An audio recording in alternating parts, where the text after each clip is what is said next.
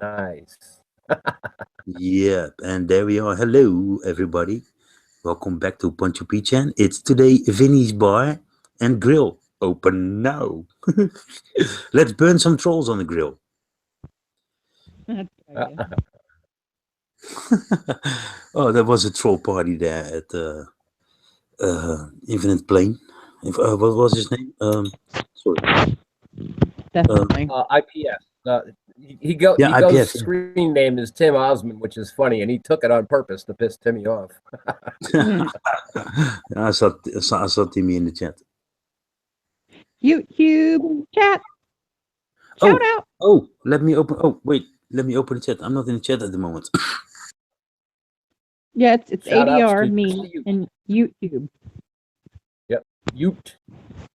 Going on there, Ute? Ute. Find anything good lately? Of course, he said AFK. Hot.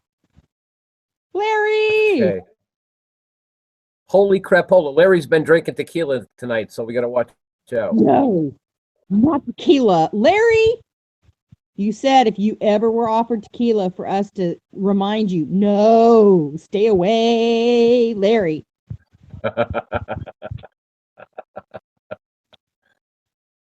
Can't believe you had tequila. What were you thinking? Well, all you got to do is read back in our back chat there on Google Hangouts. Yeah, it didn't make any sense at all. I have no idea what it was. Well, that's why it said that he said he was drinking tequila or something, and I'm going, okay, that's why it doesn't make any sense. Oh, okay.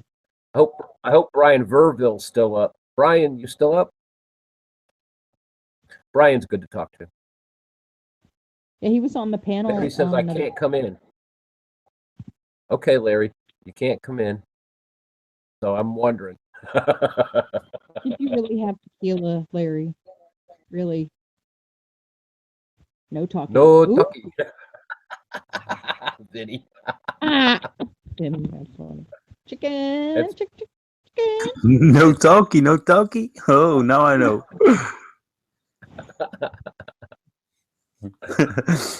Oh. This is the Bar and Grill, remember?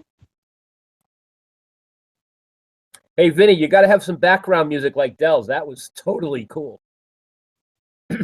Yeah, the thing is, he's got his mixer and all those things. If I do my background noise, I will play it too loud. I don't know. I'm not sure how to. Well, I can do it, but I cannot speak then. Yeah, but that was really cool that he did the other. Yeah, it is really cool. It sounds like a bar. It sounds like well, it was really great. It was awesome. I know. Yeah, Vinny, it was like. I'm sorry. It was like we were all sitting at a table in a busy bar, but we were away from everybody else. I thought it was awesome. Yes, it is awesome. Larry, you talking to me? Hey, maybe I can log in with my other. Let me check. Well, I don't know, Vinny. See, part of your problem is, Vinny, is that we think that you're a electronical genius because of all the good stuff that you've done already. So, well, thank you. Well, oh yeah, no, I cannot go to the other computer. Somebody is sleeping here at the moment. Yeah, no problems, Vinny. Just if I know, I was just thinking out loud. I was just thinking out loud. Yeah, I was gonna say, yeah, if you ever get a spare minute in the future, a couple months down the road, you guys are very busy. You subtracking daily, probably, right? Almost, yeah. Editing videos. Poncho is having a break, and well, not really a break because he's busy green screen things, and it takes a lot of time. Sometimes it takes more than 8, maybe 12 hours if you have a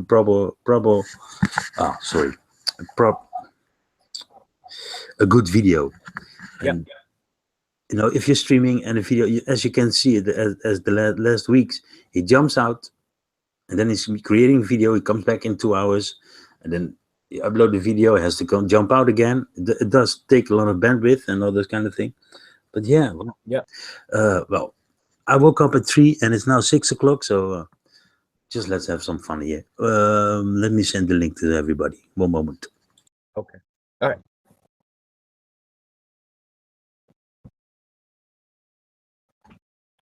Larry, oh crap, this will be bad. Ben, you still with me? Here I am. Superwoman. Dun, dun, dun, Wonder Woman. Hmm. So, Ben, tell us what's going out on the West Coast this week.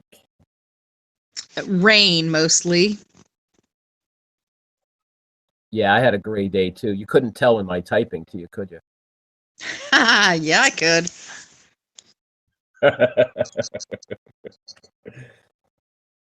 But it's kind of good too, though, because I just get this total clarity thing, and of course I started my day listening to the IPS guy, and on a show that I had missed, and I'm going like, whoa! And I don't know, the guy is just a very clear thinker, and he speaks well and format, you know. Mm-hmm. I haven't seen anybody do it that way. I know, but it's excellent. Once you get used to staring at a black screen, it's cool. I was going to ask him if he could turn the screen white, or maybe a nice shade of purple or something. But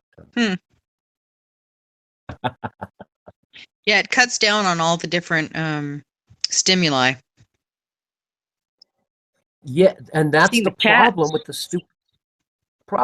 stupid Hangouts. You got a TV in your face. Mm-hmm. Show they got a bunch of people on this show a lot. You got a bunch of people tripping over each other, talking, and it's just a very clean, crisp thing. And he just talks to people in chat, which is totally cool because people flock there, as you saw. Yeah. I mean, he was up over 200, 215 people at some point. If you take out the socks, I'm sure it's still close to 200. There was a lot of socks there.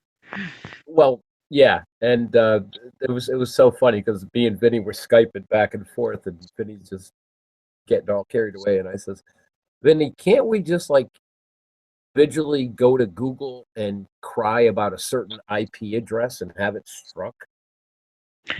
But you know, I don't know. I mean, I'm lazy too. You know, I'm a lazy flat earther, but I just get tired of the clowns. Yeah, but they have, job security. What? They have job security. All those socks, Ben, They're doing a they don't job. get paid for nothing. Damage children that are adults. All right, well, maybe. Not even, well, in my opinion, Tim Osmond, Jem, and Negator, even Negator, because I know that Negator is or was recently in the military for a long time, and he's told me, whether it be a lie or true, that he's a military. Hello. Sorry. Go ahead. Sorry. So Neg basically told me that whether you can believe it or not, that he's a military IT guy with a pay grade of E6, which means he's equivalent to a sergeant in the Army. I really don't think any of these people get paid. I mean, they are just so freaked out that their paradigm is even being questioned, that they're fighting for their psychic lives. Crazy flat earth people. Maybe you should have a one-on-one conversation with all of those people. Get to know them. I know Jem. I had a 3-hour conversation with him. Yeah. Why, have you had with him? No. Oh, okay. That's your talent. Oh, well, there's really no point suggesting. because I have, I have successfully seen through the haze, talking to probably 50 other flat earthers, going, what do you think's the problem here? You know, and we've gone away from the paid employee types, and basically we just realized that, and you can ask Cathexis, I mean, is their paradigm of a round ball blowing through space is so threatened, they're losing their mind. probably jobless, but you know, that helps. Hi, Larry. Hello, the PAMP. Oh no. Hey, Kathleen, do you got your speaker close to your microphone or something? You're giving feedback from everybody. Oh, maybe. Normally you don't have that. Yeah. Well, how about I bounce and that should fix it. Yeah, Yeah, I was going to maybe. say you're a little. Hey,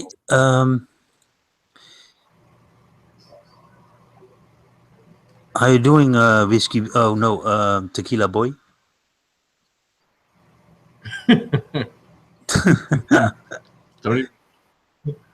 Don't even start. Larry, how's it going? Hey, Vince, don't even start. Don't can you see even this? start. Don't even start. Wow. It's the wrong button. Thank you very much from somebody. Jim Panda. I deleted all my troll accounts. I need to make more hundreds.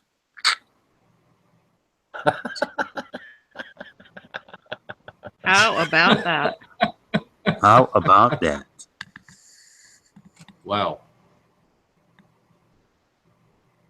Only way to rationally come out on top in this situation, says Timmy Osmond. And agrees. Too bad we can't scroll down, or can we? No. Yeah. Probably Nope. a great conversation between the two clowns. Clowny. Yes. I'm telling Yes. you, Vinny. Yes, Vince. Yes, Vince. And Tony and Kathleen. Hello. Hello. Hello. Hello, Mary. Welcome to the bar and the grill. What do you want? What do you like to drink? They gave me tequila. It was not good. Larry, I can't believe you had Was it good? tequila. Oh, it wasn't of my demanding. It was of them feeding me tequila, and my friend who has a farm around the corner. And yes, we have farms in New Jersey still.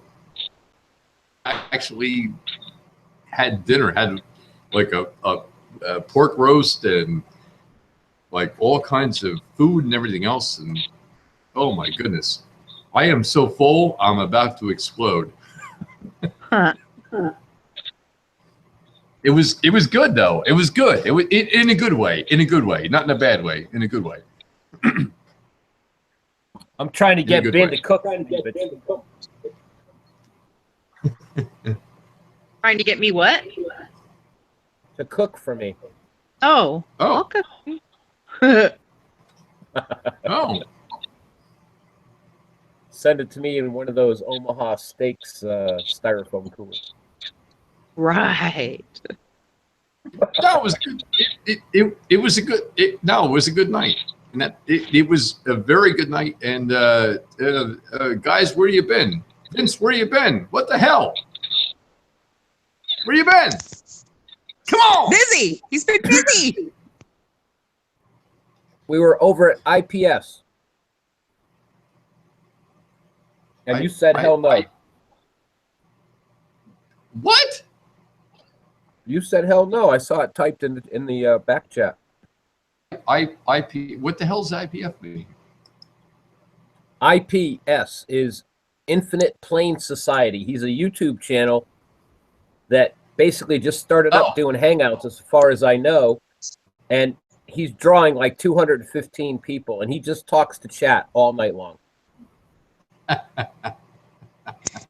You could do that, you know, Russo. Yeah, I know. Yeah. I'm gonna do that, Ben. Oh, come Yeah. on. No, come on. Come on. Come on, Larry. Tequila. Who did that? That's cool. Yeah. Was that Larry? Nice. No, that was me. No, that was Vinny. that was Vince. And I will tell you, Larry, you got to come on camera. Larry, you got to come on camera and do the tequila while Vinny plays the song. No, I can't.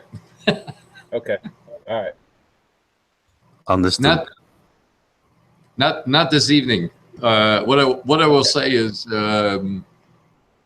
been led in a different different direction for many years. Many years. You're going in the wrong direction. Go over there. You're only going north. Larry, how many fingers am I holding up? 1. 7. 1. Oh, not the. Oh, come on! Not the middle finger. Come on. Come on, Vincent. Come on. That wasn't No. I thought the first thing I thought was 1. Yeah, the index finger, Larry. Not that other one. Not the bad one. Yeah. Okay. Depends on how you use the index finger. Yeah, like P Mars. Yeah. Oh, no.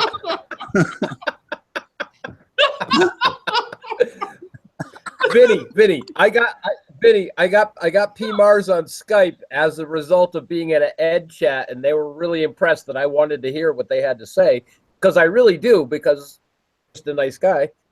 And P Mars, maybe it wasn't at Ed, maybe it was at P Mars's own chat. And so I asked P Mars in chat, I says, dude, how come your icon has your finger up your nose? And he effect, and I'm just going like, or comedic effect, and I'm just going like, kid doesn't, I mean, because he looked like, not a good clown. He just looked like, really?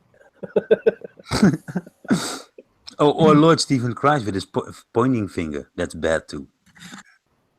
Oh, Vinny, I am definitely going to try and contribute to IPS's mock crucifixion this morning, because IPS was stating that he was actually going to do a GoFundMe if enough people were interested. Do a real crucifixion. But he came out a couple hours later and said, well, I can't really do a real one due to all kinds of legal things and stuff. But yeah. He says, I am going to make a life-size dummy on a cross, Christ, and we're going to crucify it on Easter Sunday or some shit. Whoa. I've been on IPS's website all day. I mean, just catching up. Oh my God. Go ahead, Larry. No, I was just gonna say somebody that appears out of nowhere and everybody to like be on the channel and get like twice as many people watching. Larry, Globebusters was there, Jaron was there, Patricia was there, Jibby was there. Who else? Vinny was there. Ben was there. I was there. Yep. Right. Let's see. Chris Trueseeker. Chris Trueseeker was there. Everybody who was anybody was there. And Jibby says, "Oh my God, look at this! We got a hangout where everybody is here." Yeah, even cool. even Mr. Banana was there.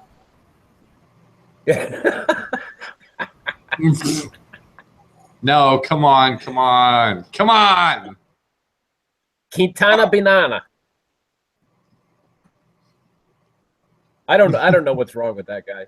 He's just gone. He just ignored him as a child. Yeah. I watched. I have to admit, I did watch a little bit, and I am just calling Basuda. That's it. Yeah, well, you got to go see Dave Hinkle, because Dave Hinkle sent me a Skype the other day and basically had reservations as well. And I'm going like, dude, talking on the internet, you know? Mm-hmm. And the guy admits to being his life part of a Freemasonic society, so he's in good company with Mark Sargent's family and Eric Dubois' family. So, dude, this may be a Freemasonic flat Earth awakening. You know, with Shaq as well.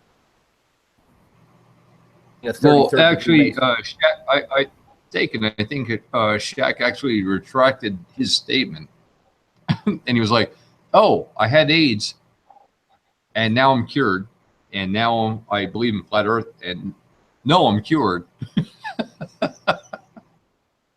Oh, you guy's kind of an combining idiot. He's- all the basketball greats, huh? Magic Johnson and Shaq into one. Okay. well, But the sock. He's a sock puppet. You know, for myself, and you guys know at this point. I mean, I've been around for many hours. On the guy's channel. For myself, it's flat, and try to convince me I'm wrong. And these guys come and go. It's at this time, it's kind of hilarious. It's hilarious to the point where they can't prove it at all. They can't prove the curve. They can't prove any type of curvature or anything else. How the sun and the moon, move around. Anything else, you just can't do it. It doesn't work. Yeah. Specifically on the Shaquille O'Neal thing, I think he was caught unawares. Now you can obviously go 180 on this, but he was caught unawares and figured everything was cool with his people that manage and control him. He came out. And you still have to answer the Kyrie question, why Kyrie came out and spoke well about flat Earth.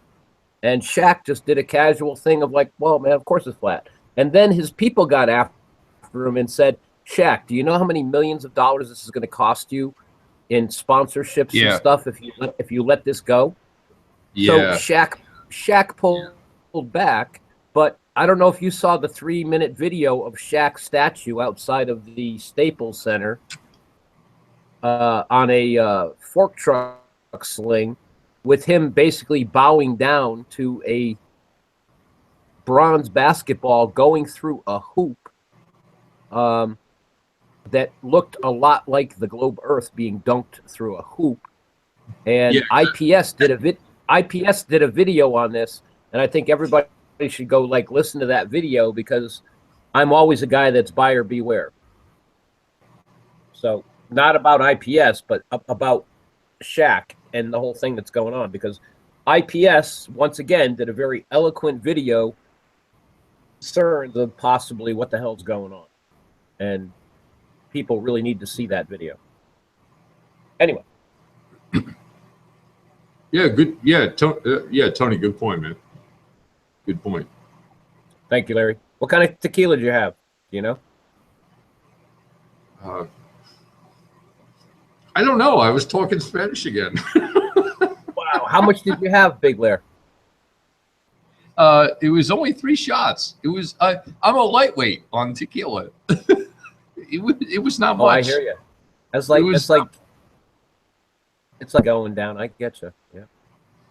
It was not much. I was amongst friends, and I had a really good time. I got to tell you, had a really good time with some friends I've known for a long time.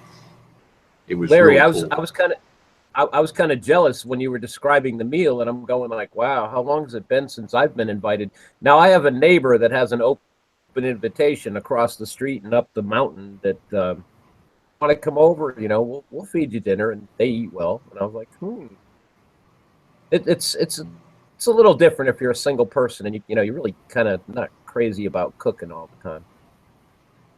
Mm-hmm. I have to but you just keep it minimal. But yeah, that sounded like a really choice dinner that you had with drinks and good company. There was I'm not even sure. It was a venison. Let me see. It was a venison with a hot sauce and rice dinner type of thing, and they also had a pork roast going on. Oh, dude, you're killing me. Yeah, and it did not taste like venison, which is deer meat, as those of us who have hunted before. Yeah, it was absolutely fabulous. It's, oh my goodness, tasted great. And that was before the tequila. Great. I couldn't believe it. I was like, wow. To say, Larry, it sounds like your friends covered all the proper bases. Sounds like a good night. And on a farm. Oh yeah. Oh well, yeah, because we're like out in, you know, we're still in the sticks out here. How many people in your town, Larry, about? 17. 1,700 or 1,000? No. There's only about in the town I live in, I think there's probably 700. Oh, dude, approximately. that's just like me. We're at about 700, mostly trees. Yeah, it's not many. It's not many. Oh, that's cool. Good. Keep saying New Jersey, and I'm thinking like, ugh. But No. yeah, no, I know. There's a lot of open space in Jersey. Yeah. Everyone thinks New Jersey is like, okay, concrete and asphalt everywhere. No, it's not. Well, New Jersey's famous for chemicals, and people warn you don't eat their strawberries because who knows what chemicals ended up on them. Well, yeah, there's, you know, it's kind of a bad rap. Kind of a bad rap. Come on, there's parts of Jersey where you got infiltration way down. We used to work at the Bridgewater Somerset Patriots baseball stadium, and they had incredible amounts of remediation. What? You were in Bridgewater? No shit. Yeah. Oh yeah. Somerset Patriots, semi-pro baseball team, doing signs, baby. A little Michael Cub. Yep, from New Hampshire. So that was cool. That was a great taxi ride, flying from New Hampshire all the way down to New Jersey at about 7,000 feet. It was cool. No, actually, it's probably more like 5,000. What do you mean all the way down? All you had to do is go to the left. Yeah. Thank you, Larry. Yep, still got global cobwebs in my head. I'm sorry. I didn't mean to make fun of that. I apologize. That's all right. Larry, can you see chat? Yeah. Why? The entry by a guy named John J. Johnington. Yeah, I was just reading that. What's that all about? And then you look at his avatar, and it gets really weird. I see Ute out there, and shout out to Ute. Shout out to Ute. And Kathleen. yeah, like Larry. Reservoir Dogs. ADR. Well, no, I'm in here. I'm in here and. Oh, you're here. Living artificial intelligence 10. No, come on, it's not 10,000 years old. Come on, come on. Ute is doubting the pedigree of Churchill. He says Churchill looked a bit like a black white man. It was those damn Cuban cigars there that turned. I actually had a discussion earlier this evening, yesterday, because now it's 1:30 here, earlier today. And I said, what year do you think you're in? And the person answered, 2017. I'm like, well, that is BC or AD, or can you add them together? I mean, add them together to figure out what year you were in. And it got him thinking. And I was like, okay, go to this site and go check it out and have some fun. I'm such a dick. I'm sorry. I was gonna say, Larry, were you amusing your dinner hosts with your flat Earth prowess? I was actually trying to get them to look into, you know, actually looking into something for a change, and just, you know, come on, you got to get this. You have to get this. You know, if you think you're in the year you're in, no, it's not the year you're in. If you think you are where you are, no, you're not. If you think you're on a ball, and we know where that's going, of course. Yeah, Larry, I'm surprised they didn't tie you down to the floor and take the entire bottle of vodka and try to pour it down your throat to save you. No, it would have taken probably 5 or 6 guys or gals, or possibly many, to do that. And no, that's not going to happen. I'm a pretty big dude.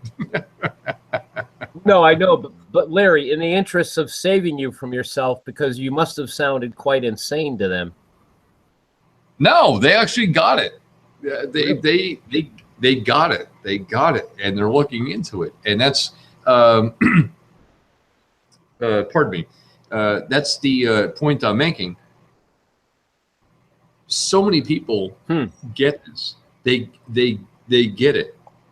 They get it. Tony, they get it, man. They really actually get it, and they're just looking into it, and it's just so out there for them. They're not, you know, maybe they're not ready to accept it or anything else. They're looking into it, and they're like, holy crap. They're probably wondering if you're okay, Larry. Oh yeah, I'm fine. No. Yeah. They're probably wondering if you're okay. Because coming out of left field to them. No, they've known me for a long time. So many people I've grown up with, which I've actually shared it with. Okay. They're actually looking into it. And they're like, you could be right. And they say you could be right. Before they call the police. No. Come on. Okay. Hello, Sergey. Larry, I just have learned to appreciate how different path we are with our and the common guy on the street. Hello to everyone. Good morning. And hello, Sergey. How are you? Very good. Just woken up recently. You didn't go to bed. I am going to go to bed before 10 a.m. in the morning, I hope, in New Hampshire, United States. It's currently 1:30. 8:30 in the morning. 8:40. Let's see, 1:36 a.m. actually.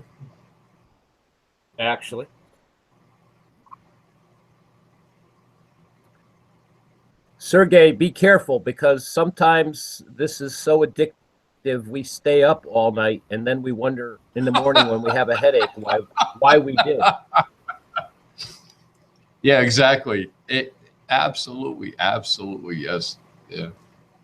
Yeah. It can be very, very addictive.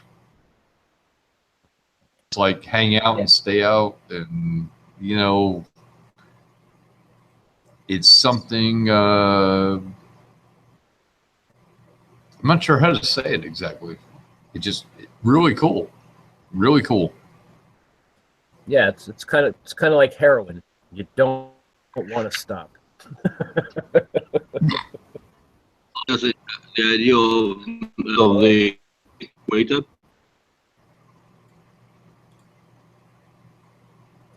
Say that again, Sergey.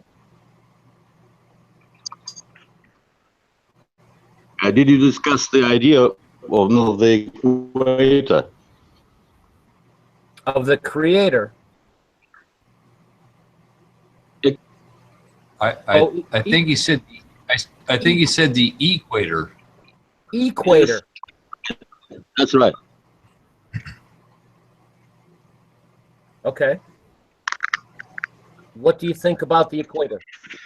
Yeah, the main point where it can be easily measured. Having two people on the equator line, like in Africa or South America, and having the very well-known distance,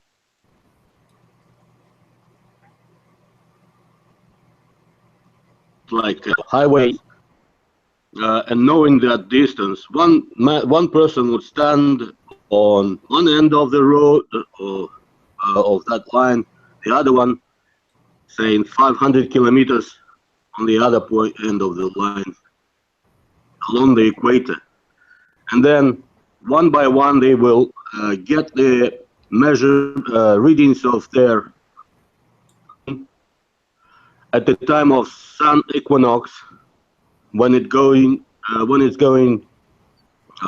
along the equator latitude. So one by one they get this information, they find out the time, the difference between 2 points and the speed of the sun. And then having the speed of the sun, what they need is just to get the timer on, and next day at the solar noon, find out the time the sun passes along the equator, just multiplying that time by the speed of the sun. It can be the length of the equator can be obtained. So having this length of the equator measured naturally, independently, we will then be able to compare it with official information about this.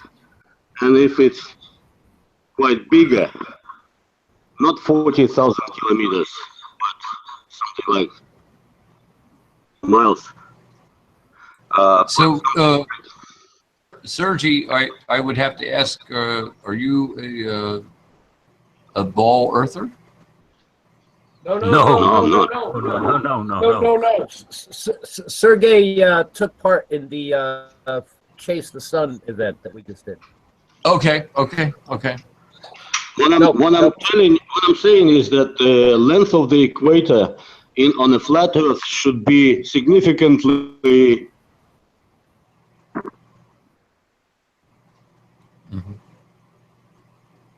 Significantly longer. Yes. Basically, I was just listening in another hangout earlier all night. Smarter people was asked the question of, like, what is the general distance of the equator? Not at all scientific, but he told a bald guy that the equator on the flat Earth is 24,900 miles, roughly. Right. Yeah, but if we say this the same 1,000 miles, does it mean that this is the same as on the globe?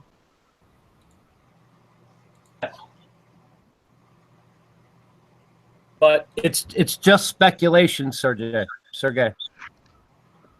Okay, I understand. Just imagine the rope or the curved string on the globe.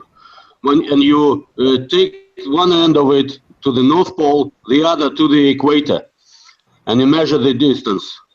And then you put this rope on a flat desk. The distance will be the same, but the shape of the rope will be straight, right? Yes. So this is the same thing with the length of the equator and radius of this circle. When we have a globe, it's curved, but then we straighten it up, and it's becoming the straight line, but the distance must be the same from the North Pole, the center, to the equator. Unless there's something, there was something hidden regarding the distance to the North Pole. Yes. where the North Pole is. We haven't been able to actually lay eyes on something that we can absolutely verify is the North Pole. Because they won't let us go up there. That's where Satan Claus is. Satan Claus. Yeah, at least we know that on the azimuthal map, the longitudes are straight, radial, and equal to each other. And by that, we can estimate that the degree value shown on the globe, which equals to 60 nautical miles or 111 something kilometers, is more or less correct, and we trying to make it as a base of our calculations. As we are told, yes. As we are told. Yes, exactly. But it can be checked, or I don't know. It can be checked somehow independently using our celestial bodies and not taking into account any before given information. I see. Yes, exactly, Sergey. Yes. Okay. I get what you're going. Yep. Okay. I got it. By the amount of time that the sun or the moon takes to traverse each one of the 60-mile radians. Is that what you're getting at, Sergey?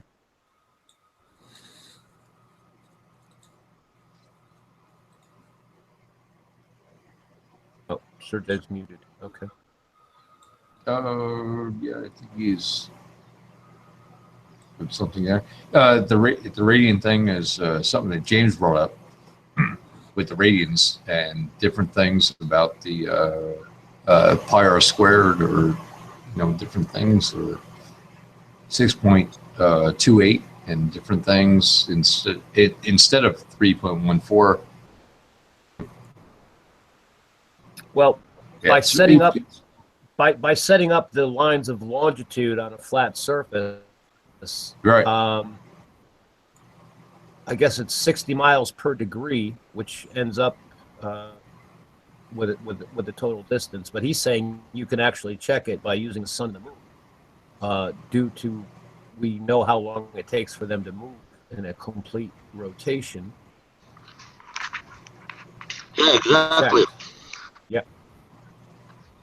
I mean, solar, let's say equator on equinox, and it also goes along the Tropic of Cancer and Capricorn. So those three circles, lengths, can be measured independently, just having the readings of sun motion. Yes. And thus we will have three circle lengths. Having these three circle lengths will make us even more convinced about the shape. Absolutely. Yep. Antonio, this has to get passed in front of Antonio, and I think since Vinny is with us, Antonio will be made aware of this shortly. Yeah, exactly. I'm just pissed off at myself because I didn't realize this until a couple of years ago, and I was like, "What?"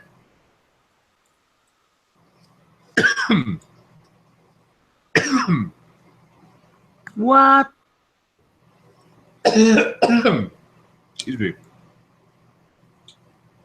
So we've got all kinds of good folks inspired after the sun tracking, which is really cool. Yes, it is. And the only thing we can trust is the movement of the sun and the moon. So that's pretty cool, and the stars too. At some point.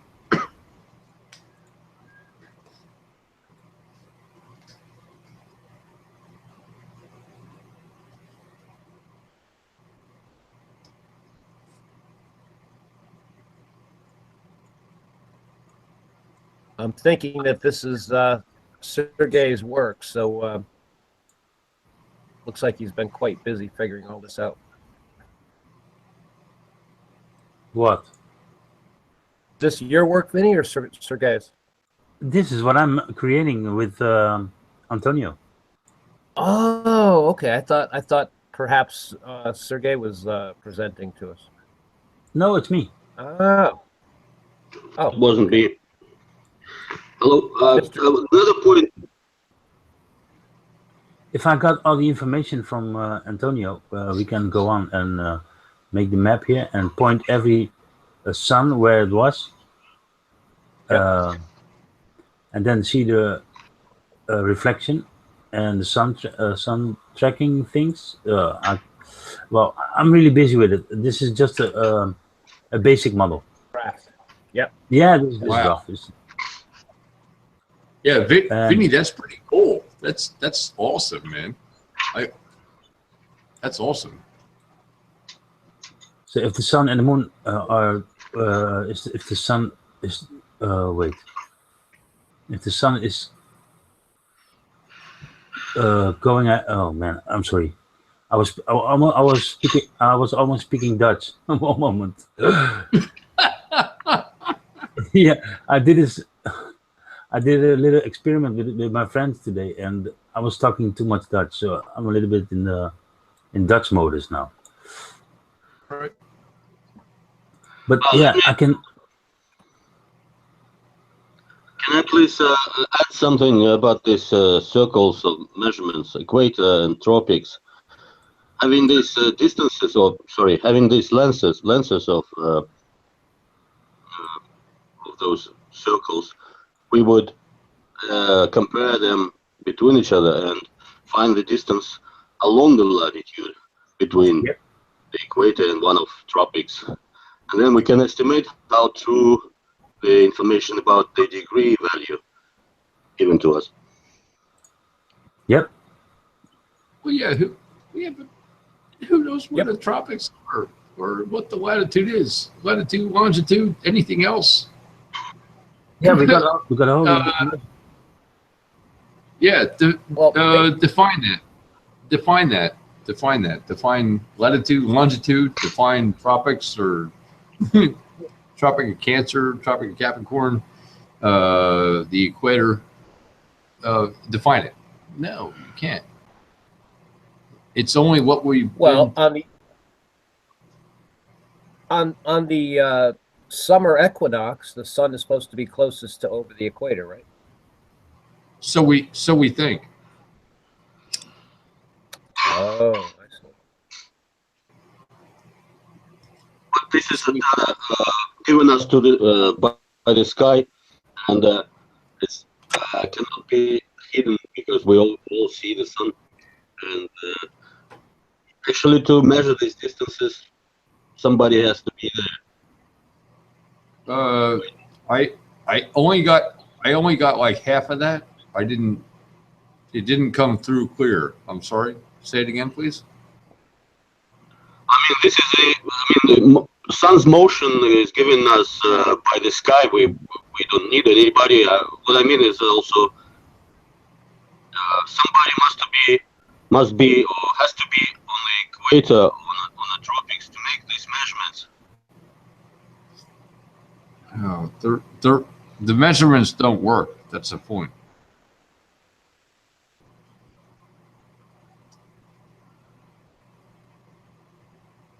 Measurements. I mean, our measurements, which we can do looking at the sky, will not work. Is that you mean?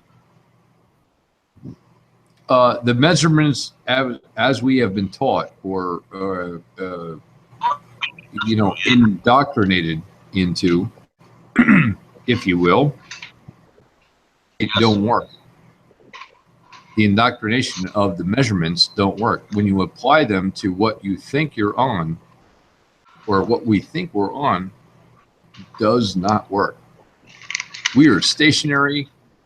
We're on a flat plane. It's a flat plane. Yeah. Also, I was in chat with one person who is, globally as Antonio says. And he was making an argument about the ship's movement and ships, roads, and so on, and fuel consumption. It is information which is based on so-called satellites.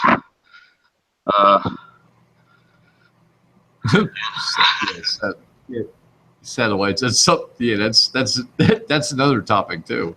Yeah. I was thinking that it is good to look at that properly, see what the data they give about the ships, fuel consumption, and so on, and the ship's speed. Also interesting point. Yeah, well, the ships get about 14 miles to the gallon, and they're traveling over a level plain. I think you got that backwards, Larry. I think it's 14 gallons to the mile, depending on the size of the ship. Oh, okay, okay, all right. Well said. Well said. I happen to have a brother-in-law that's a merchant marine captain, and fuel doesn't go very far, especially on the big giant super tankers and stuff.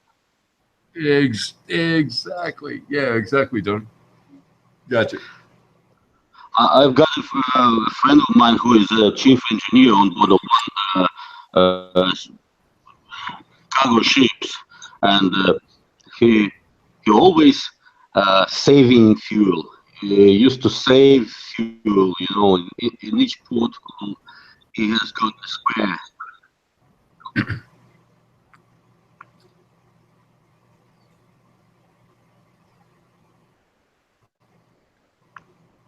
What are we looking at, Vinny? Yeah, I think I have to mute myself when Sergey is talking, because when he's talking, I'm giving the feedback, I think. I'm going to mute myself. Okay. Just screen share. All right. All right, Vince. No, I shut up. I shut up. No. We want to hear what you say, and if I mute myself, we can hear you better. Yeah, I have to prepare myself to say something, you know. It's English. I understand, me too. That speak multiple languages, my hat's off to you. It's got to be incredibly difficult. Yeah, it was awesome when Sergey joined at the sun track. He did a good job with the sun tracking, and well, a lot of people from all over the plane. And well, yeah, we had George. He Yep, wanted George. well, you know, he's trying to figure out how to talk English, and well, yeah, it takes a little bit time, but yeah, it's awesome, man, that people all over the plane are talking and joining and helping us out. Yeah, Vince, it was, if I can jump in, it was pretty cool. I watched it. I didn't join in. I saw Antonio and the whole thing that went on and everything else, and I thought it was pretty cool. I was like, wow, no kidding. Yeah. Yeah, and you know, Flat Earth Truth, Mike, he was awake with us all the time. And when we fell asleep and Antonio went, well, I did not fall asleep because I was editing a video, and he made a really great compilation video. Yeah, we saw Really? that last night. Yeah, I can channel, screen. Yeah. Just let me check it. I have to go to the restroom, and I'll be back in a minute, and I will screen share it. Well, hurry back, Okay. damn it. What the heck? You know, no, that's like, no, you can't do that. You can't leave us like hanging like that. What the heck? We have Sergey who can speak to us for a little bit. All right, Sergey, go ahead.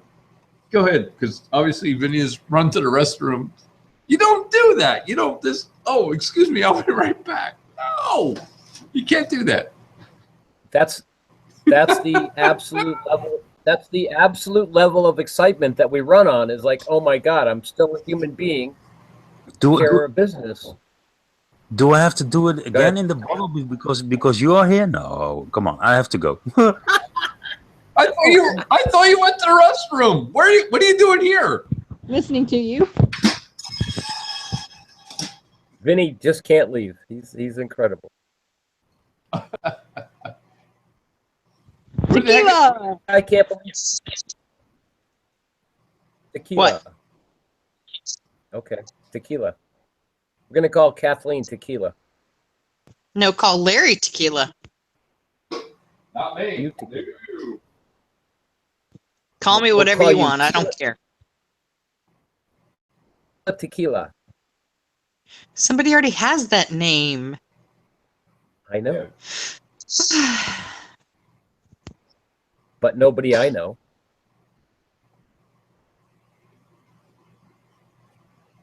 Sergey, at night we're kind of like more casual because we probably have a whole us in America.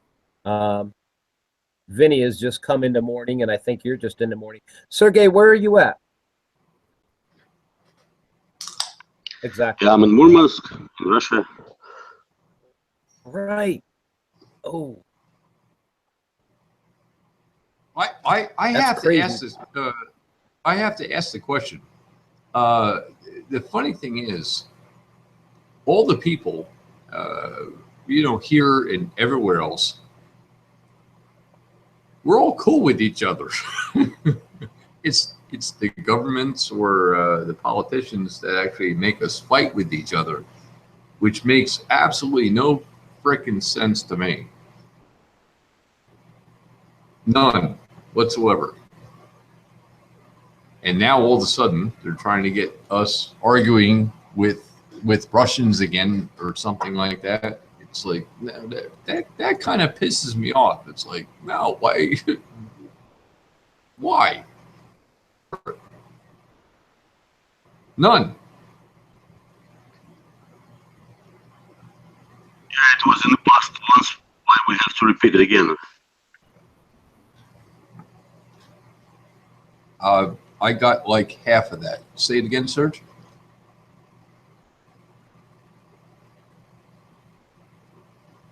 It's happened in the past. Why we should repeat it? Well, no shit. That's my point. Yeah, exactly.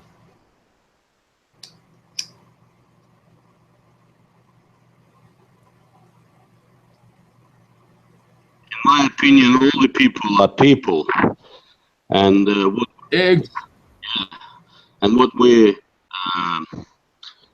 having from the mainstream information is just they give us the names. They call us bad or good or anything, but we are people. we're all the same. We're all people. Oh man. Yes, I would agree. I would acquiesce and agree. Absolutely. I have to tell you, Sergey, I don't really know where Murmansk, Russia is in my mind. Comes back, he'll pop us up a map or something, so that I can get a firm idea. Yeah, but you sound very north. Yeah, it is north. It's just, if you imagine Norway, the very north part of Norway, and the Yes. Okay. Good. Okay. Northern part of Norway is actually Tyrolean, and my grandmother was Tyrolean and Norwegian. So it is. Meet your cousin Sergey. Sergey, meet your cousin Larry. Hey, Sergey, what's up, brother?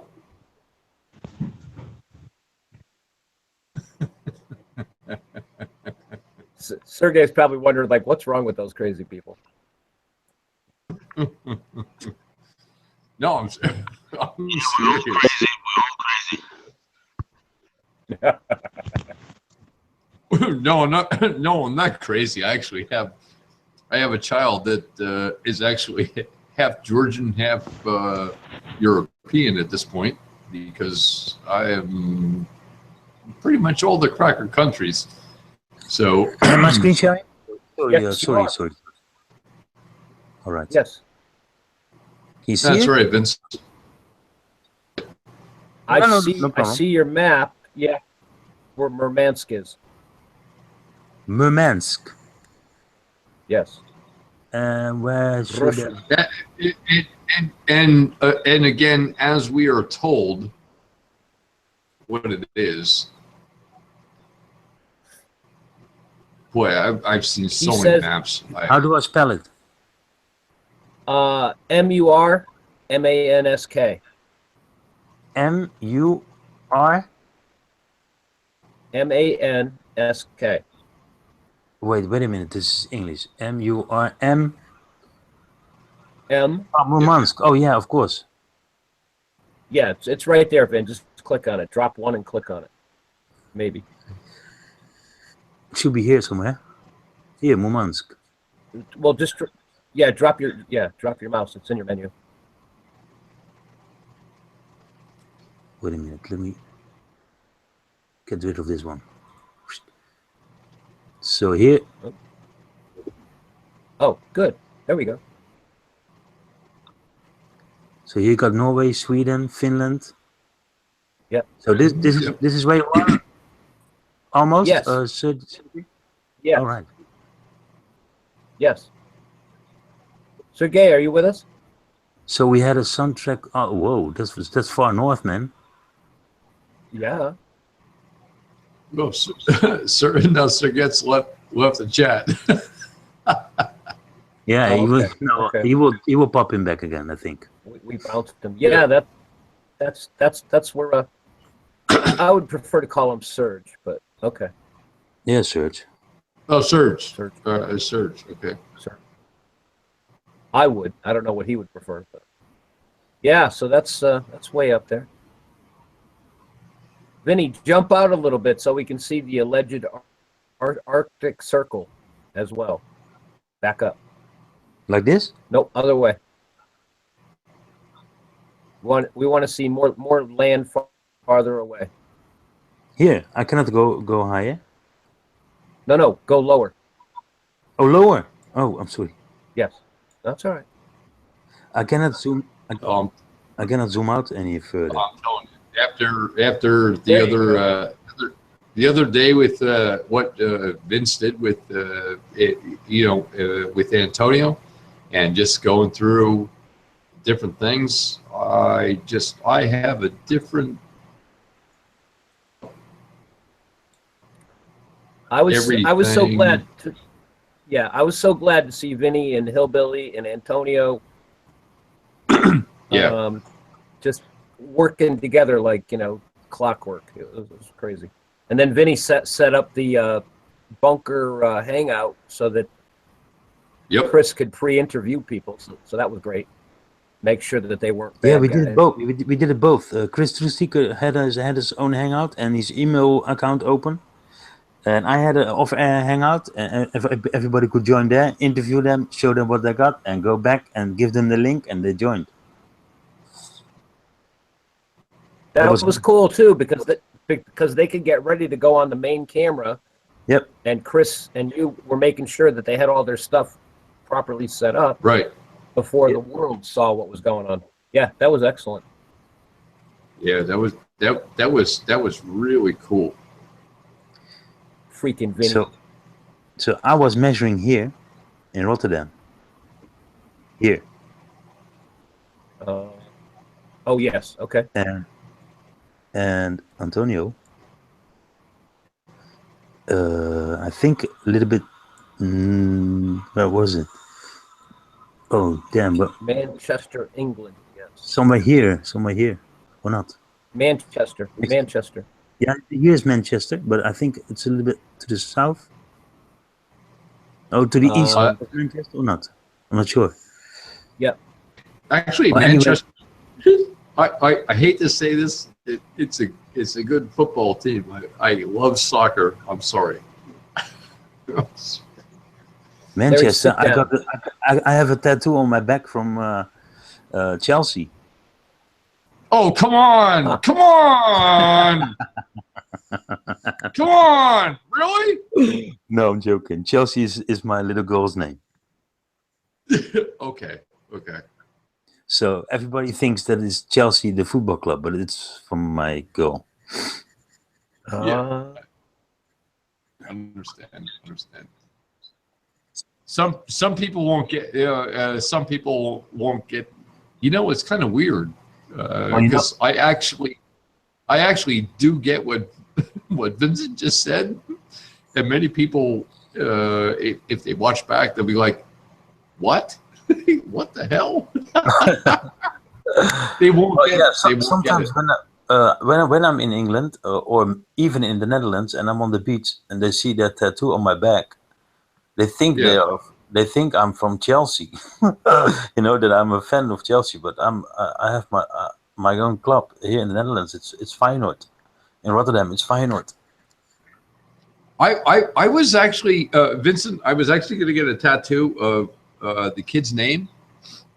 You know, and the only problem is I have 6 kids, so it would cover like my whole body. I would. I got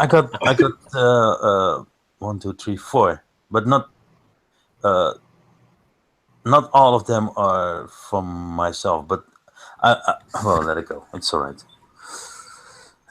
Hey, Vinny, when are you going to get Flat Earth tattooed on your forehead? Yeah, well, I already got a little Flat Earth tattoo. Oh, I got the Flat Earth already inside of my tattoo, like the sun and the moon chasing each other. exactly. Don't you see that? And Did you see that on my icon? Yeah, but I couldn't really tell what it was. I just kept seeing your smiling face, and I never bothered to tear apart Oh, well, the icon. it's a star, and then next to it, it's the sun and the moon chasing each other. Vinny, could you show us your icon blown up so that we can dissect it? No, I can turn my camera on. You can see my tattoo. Okay. Yay! I would actually like to go back and say, Vinny, Here it is. kudos. Kudos because he's actually. Wait a minute. He's actually got. Hold on. Here you are. Go ahead. Hold on. I'm presenting you to everyone, Vin. All right, good. Okay. I see a star and I see a swirl. Back up a little bit. Back away. Yeah. Okay. Now, what part's the flat Earth? Here? Yeah. Well, he's actually got 4 kids, and some are not his, and he's actually taking care of them. And kudos. That's hey. Cool, Vinny. Golf clap. I love that. That is absolutely. Whew. Bow down. Not all of them are my own children, but that doesn't matter. I take care of them since they were born. Well, not born, since they were 1, and 1 since they were 3. And they're all about 15 and 17, and 1 is 22 now. And the other one is now, oh my God. Yeah, 14, 17, 22, and 1 from 13. Yeah. Kudos.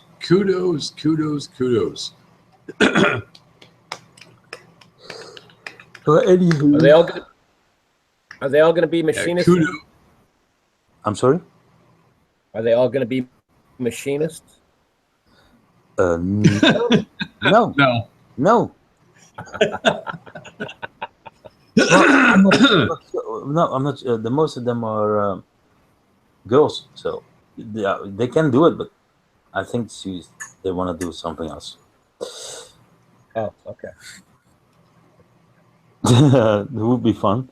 I've seen a lot of women. I've seen a lot of women on the floor, on the working floor here. Oh man, I was talking too much Dutch the whole day, like yesterday.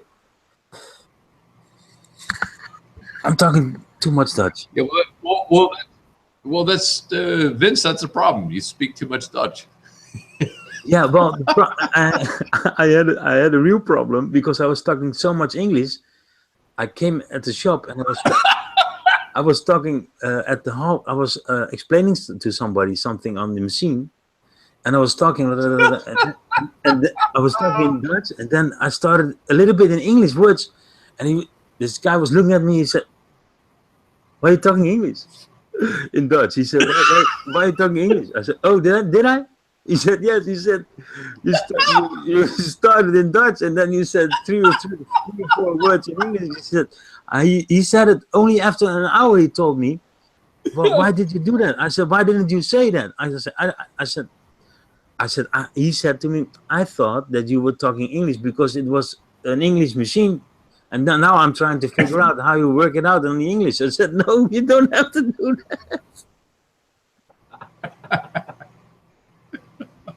Vinny, you're supposed to only speak one language. That's natural. You're not supposed to be trying to speak two. I can only imagine the confusion in your head trying to switch back and forth.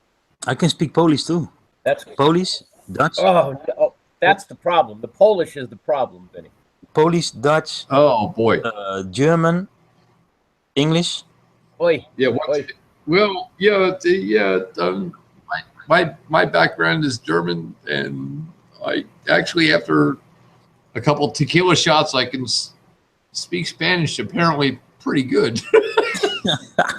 I got the same thing when I got tequila or whatever. I speak Chinese, Spanish. There's something. Swahili. Swahili, yeah, Swahili. Oh, come on. Hey, Sergey is back. Sergey, Serge, I was screen sharing your location. Sorry, you were screen sharing what? Where you are, your location. For everybody. Okay, thank you. Thank you very much. I'm a popular man. Let me do it again.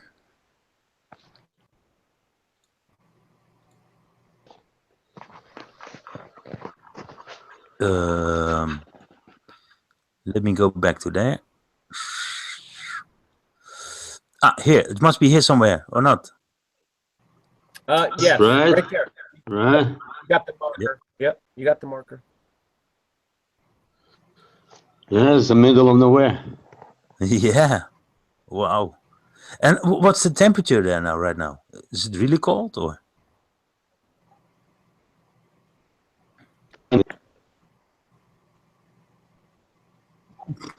Show you the view from our window, if you like. Oh yeah, that'd be cool. Yeah. I will stop screen sharing. There we go. Okay. Let me go back. I'm not in the Hangout. Can you do it? I cannot see the Hangout anymore. I'll do it then. All right, thanks. Oh crap. All right.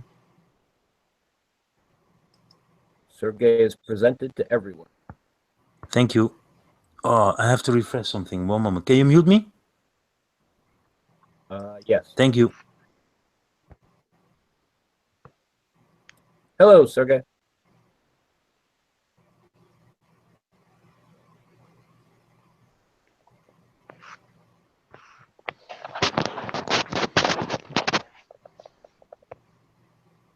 That looks like Russia.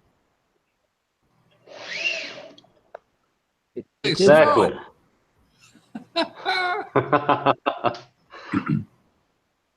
That's the view I have at the moment. Yeah. A lot of big apartment houses. Well, you get snow there too? There's the snow. Sergey, when does the snow melt? What time of year? What month? It will completely be melted.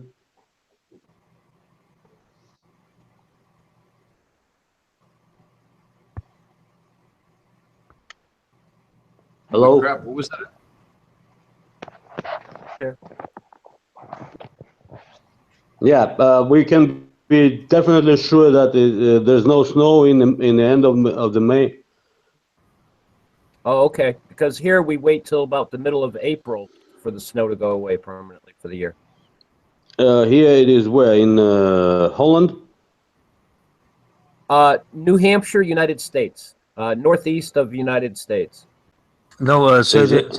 I'm the only one from the Netherlands. And Marcel Molenaar. If you, I don't know if you saw him, but Marcel and 2 or 3 other people from the Netherlands. But the rest is from America, UK, Canada, and you are from Russia. And I'm the only one now here at the panel from the Netherlands, from Holland.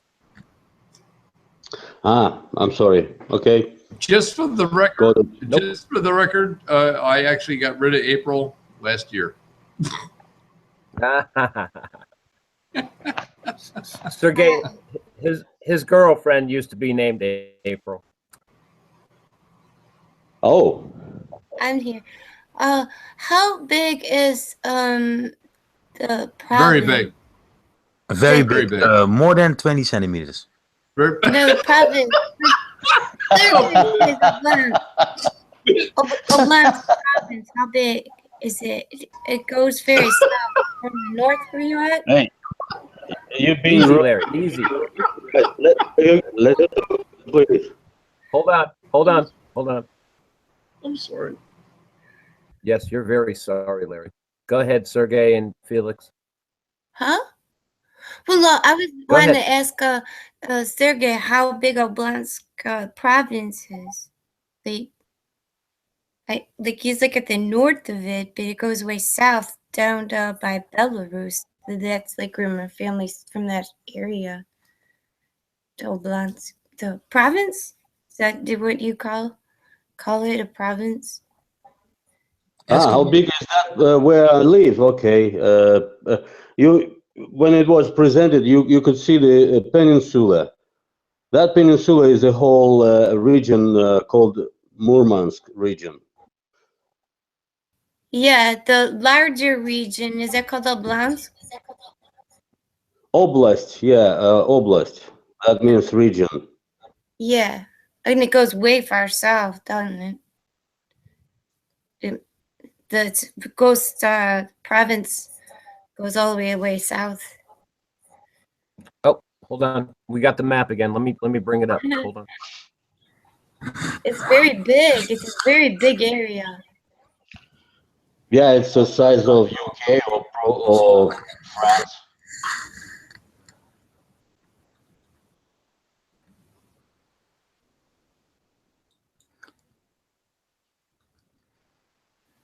I cannot hear anybody anymore. This is what happened. Pull away from it, and you see how far south the province goes. See, it's a very big one. Oh. Now you've gone too far. You've gone too far for the province, but it'll tell you. I don't know, you have to click onto it. Yeah, we are in the northern part of it, very northern part. Just to travel by car from south, it's around 700 kilometers. It's like And going that is not a full length, if you know what I mean, because we can travel by car only to that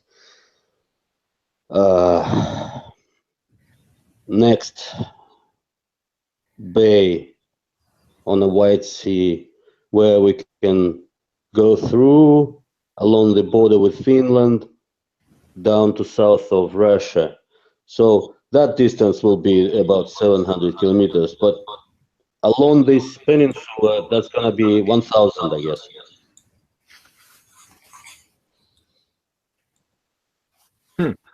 Okay. You see that? Sergey, Felix is got Russian heritage, I think. Yeah, my dad's from the south of that province. From Arkhangelsk or Karelia. Down.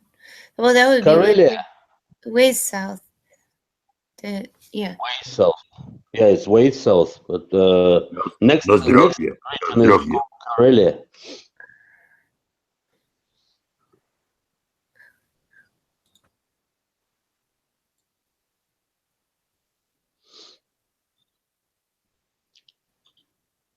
Okay. Very nice. So where he is from? I can't Sergey? remember the exact town because they moved around a bit before they came to the States. Okay. I have to I probably have to ask him. How old is he? Oh, 70, wait. Almost 74. He's 73 years. I think we have to somehow put on record everything what our parents and grandparents and grandparents of their life. Always. Mm-hmm. Just to keep record and understand what's going on. Yeah. I agree.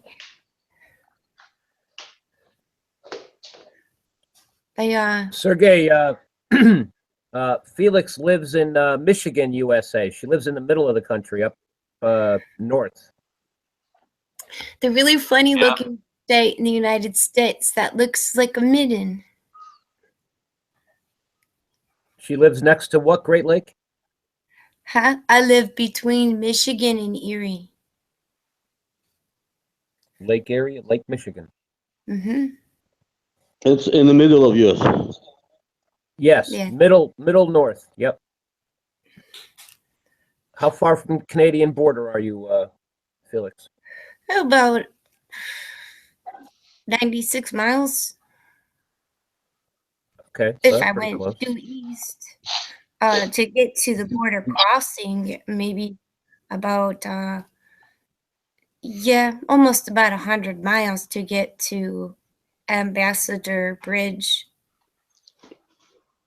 By the way, we have I'm sorry. No, go ahead, Sergey. I just want to say that we have in our region same kind of lake like a Michigan. Michigan is a huge lake, right? Oh yeah, it's the third largest Great Lake. I think it's Superior and Huron, and I used to live up near Lake Huron for a long time.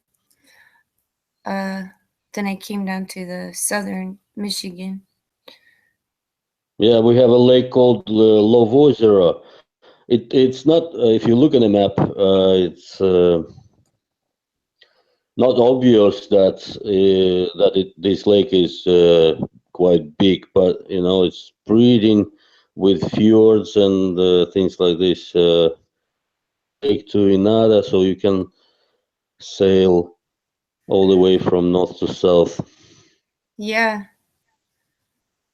Yeah, I've been out on the Great Lakes quite a bit. My dad, he ran a boat in motors, does selling boats and outboard motors, the ones that, hook onto the boat.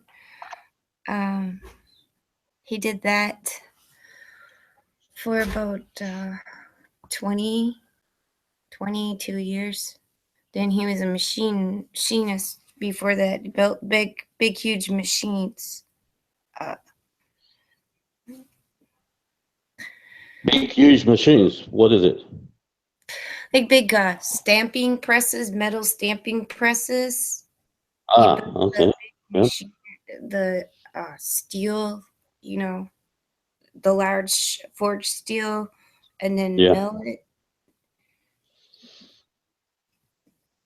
to make the machine that makes the stamps. Yeah.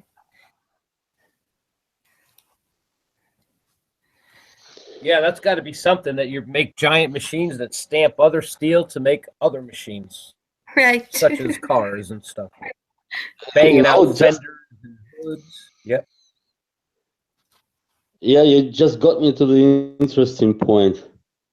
You know, one giant machine made the other machine. Before that, some kind of machine made that giant machine. And if we go back, we will come to a point when one person should make something to make something, like a hammer or like a, I don't know, and a nail or something. To make something metal, you have to have something metal, you know. And thinking about it, you just realize that it cannot happen. And then there's machines that go and get the ore to make the steel to make the machines. Remember the first man who melted the iron, who has done something out of iron, and then out of that what he has done, some tool, and out of that tool he made the next tool, and so on and so on. But when you look thoroughly to this subject, it's unbelievable. It just cannot happen. You cannot do it.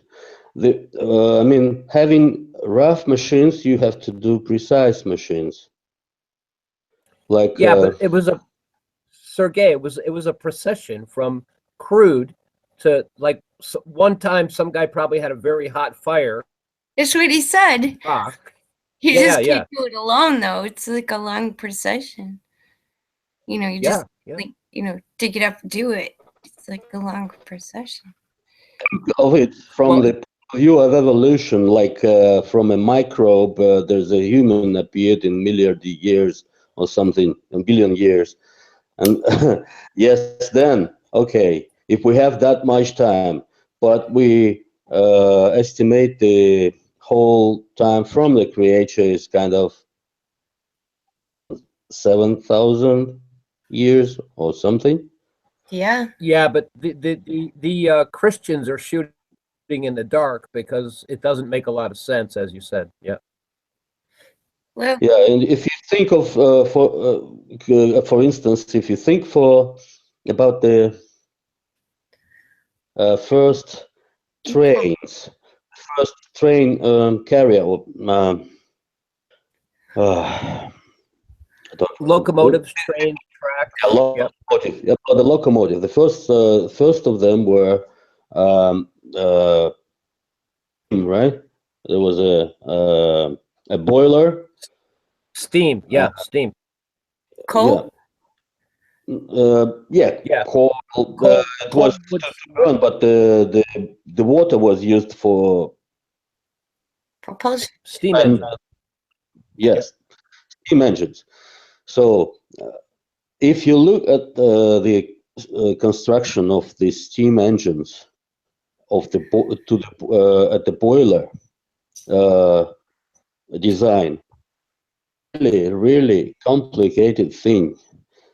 And if you think of what tools were used for making first steam engine. Yeah.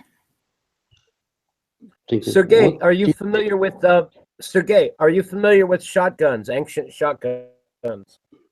Yeah. Okay. If you're familiar with ancient shotguns, how they made the first shotgun barrels even is they had wire that they would beat around a post. All early shotgun barrels were made out of wire that were bent. Now, what I'm talking about is they would wind the wire around a probably a cast iron, and they would beat on this iron and heat it until it joined together.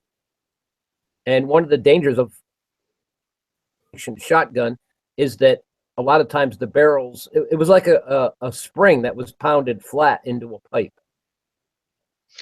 I know what you mean. Yes, this is the interesting point of how they did it. Yeah, you mean that at the end of the day it was kind of accidental, right?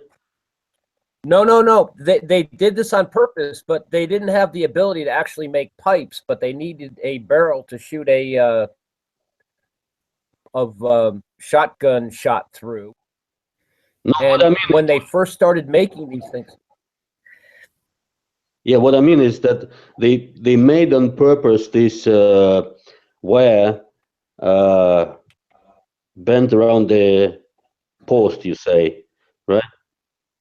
Yeah. Steel mandrel. And then what they did next? They were firing, and but it melted, and yeah. What they would do is they would make it red hot, so it was kind of similar to a glass blowing function, but they would put it and keep an eye on it, and while it was still red hot, they would put it on top of an anvil, still wrapped around this mandrel, and they would bang on it until the wire is a solid barrel. Oh, steel smithing. Mm-hmm. Yep. Okay. So And that's how you would and make they would do balls and things for right, exactly. But they actually wound wire around a let's say a 3/4 inch, probably 3 or 4 centimeter steel, probably a cast iron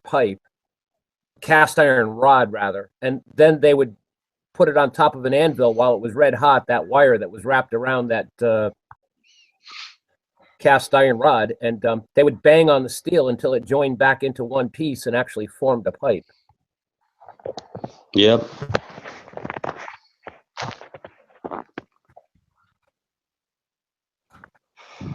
There's another point I could say about this whole thing of development in the industry and of mankind.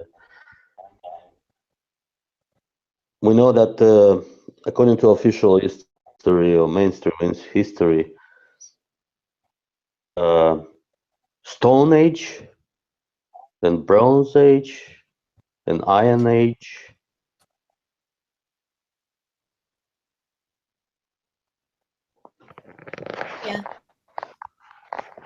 Yeah.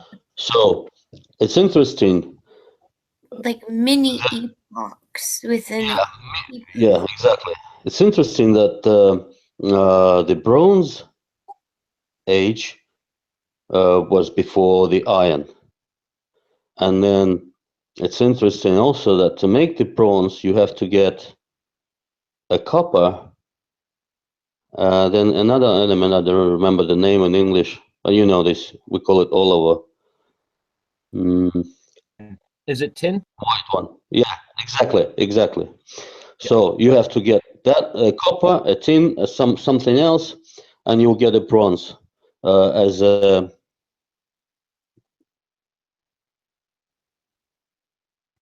When you mix metals, what you have the name in English? Alloy, yes. yeah. Okay. So, and I was looking at the map where the mines were collecting the tin. Uh-huh. And one was, I mean, in that ancient times, or not even in the ancient times, in the now, where they are situated now, and they are quite in one particular places. It's not all around everywhere.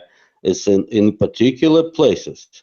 But talking about Bronze Age, we are talking about Egyptians, or we are talking about Babylons, or these nations. So I'm thinking they were going, not knowing that there is a tin can be obtained, get from taken from underground. So they're going far away to the north, to the UK, for example, where one of the mine can be in. Yes. Came back. You do had to ship it all. With tin. Oh, we have a bronze. Good. Let's go. Go ahead. What's next? Yep. Okay, grass. So I'm thinking that this is just a bullshit. What's strange is how a lot of things happen on the plane approximately the same time throughout all the peoples. Like it spreads really fast. And the next, technology that, you know, like metalsmithing or, you know, mining or something, you know, it just seems like it's almost like it simultaneously happens. It might be a different alloy, but it seemed like the metal and things like that, you know, the development of it, I don't know, maybe there, you know, I mean, there always has had to been some kind of mineral searching, you know, for energy and things, and, you know. Yeah, I think how it works. What I've read about is kind of similar to the flat Earth ideology. At first, there was a couple people, and they were going like, "Huh, this is like an interesting idea." And I'm talking about the latest expanse of flat Earth, the past 2 or 3 or 4 years. And what happens is more people come in, so you have much more brain power, tearing at all the edges and investigating things, and progress becomes what we know. So it's a non-linear speed up of the knowledge gain, because you have so many people working on the same general idea, but with different aspects. Yeah. That's how all the metallurgy or the Iron Ages and the Bronze Ages, Even stuff like what that we work. have now with our communications and computers, we're sharing ideas. We could be sharing inventions, and you know, people do share, you know, patents and, you know, alloys and, you know, different resin technologies for plastics, for example, you know, all the way across overseas now so fast, and we can, you know, do a lot with what we have. You know, some things are kind of wasteful to make, but some things are, you know, I just wish that people would pay more attention to quality, because it seems to me that obsolescence, maybe within the last 100 years, that development of obsolescence, it seems like it's speeding up. Yeah. That's a kind of a collective knowledge. When some sufficient number of people obtained the knowledge, some kind of a knowledge, then right away the rest of us somehow know it, somehow got it too. You wake up and you know how to do it. Yeah. Isn't that strange? That's like a connection. It just fascinates me. It's Yeah, that's a mystery. interest. Yeah.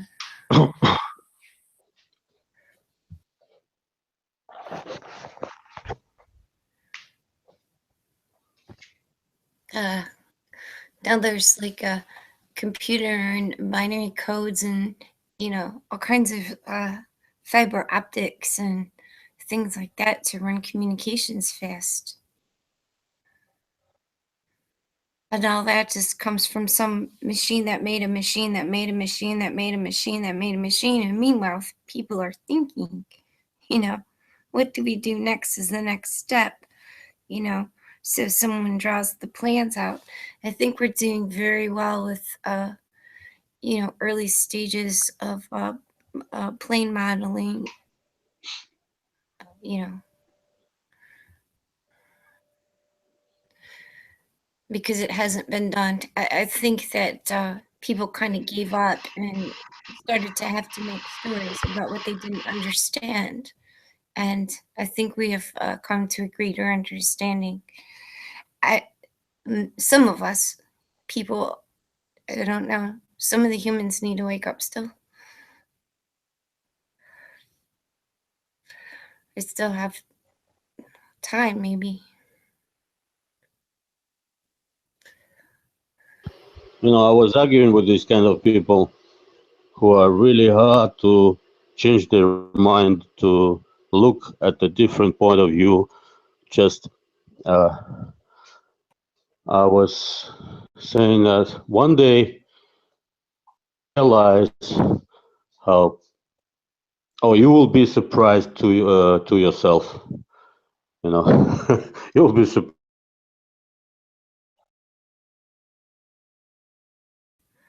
Yeah. Healthy.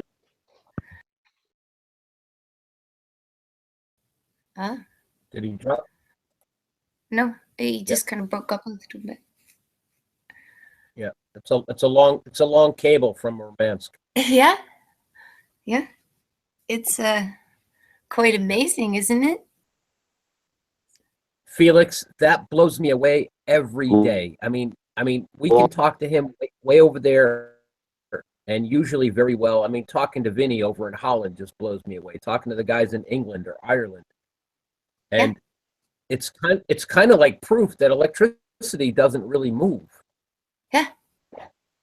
That's bizarre. Stasis. Right? It's like like a stasis.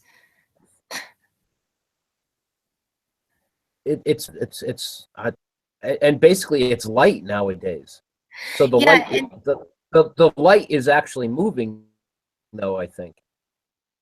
What the one of the science fallacies is that electricity moves by particle type units, that they by mistake or stupidity assigned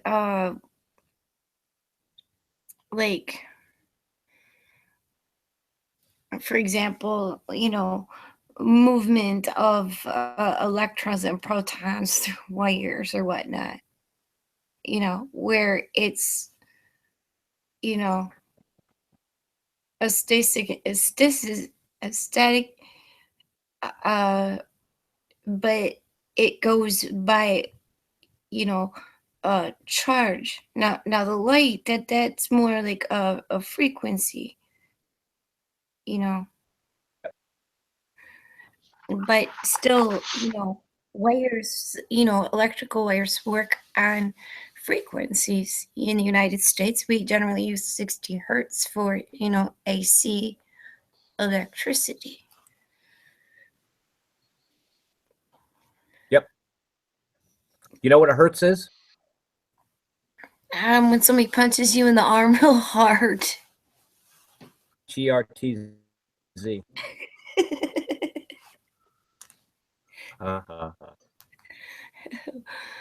Huh? It's a frequency of field layers. Whoa, that was deep. I was just gonna say it's the number of cycles per second The same thing. that this frequency varies. Yeah. Okay. I think that it's kind of the whole Earth is kind of an organism, and if you do something on one end of it, right away the other end knows. By what we now using electricity, electromagnetic waves or electricity to speak and to give sound waves to our ears, but we probably at all. I mean, ideally, having knowledge of something, translating our thoughts right directly to translate it. Yep. I was just playing a game. I was closing my eyes, and you have a little bit of lag once you close your eyes because I was looking at my computer screen. But as soon as you open your eyes, as fast as you can get your eyes open, the light is already from the computer screen is already in your eyes. And sound travels a lot slower than the speed of light. Marveling at that. The vibrations from the voice. Light doesn't even travel by speed. It has a rate of induction, but it's not a speed. Well, I know it's probably poorly described, but basically when I open my eyes, the light from the computer is instantly at them.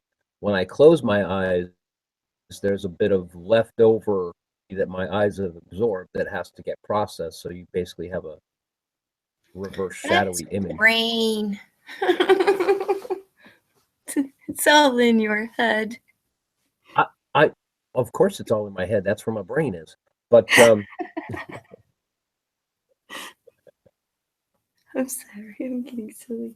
but the thing that really amazes me is that our bodies are electrochemical instruments, and we just run on incredibly low voltage and chemical reactions, and can do what we do, which is pretty wild. If the average hertz of planet Earth plane is 7.83 hertz, but Cool, Felix, you hit that right on the money. I all over the was place, saying it when you were talking about it. and it varies all over It the varies. place too, because people, humans, have charged the ground in certain places or the air, and that's very apparent to us. Much more radio, telecommunications than ever. It's almost like a frequency broadcasting soup. I don't know. Some people say maybe it's okay to raise vibrations, and other people may say that it could be harmful. What does Felix say? It's both. Well, I would think Remember, that, Antonio was saying, let's. go ahead, Serge.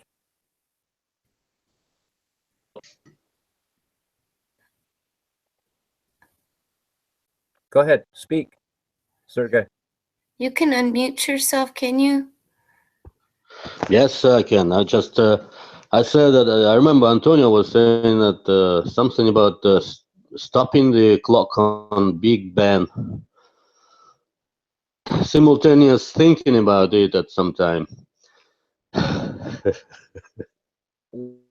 Well, that, But it Sergey, to me, that's almost like the double slit experiment. I'm not a person that thinks that the double slit experiment's valid, because we have to take someone else's word for it, because we don't have technology to do it, so they can tell us anything. I don't think that people can actually stop Big Ben. Yeah. Just crazy thought. Yeah, crazy thought. But certain people think that they can do that, and I'm quite sure if you had everybody on the plane Ben, it would probably magically stop. But since we can't get everybody to do it, there's no point in speculating, because it's not possible. I don't know. Everything is possible. Well, sir, communicate to everybody that they all think about stopping Big Ben at the same second. Give me a call. My number is 446-3689, country code 01 or 001. Wow, you really did. Yeah, I have no problem with it. All time, so I can get all the crank callers to call me anytime, but nobody likes to call me.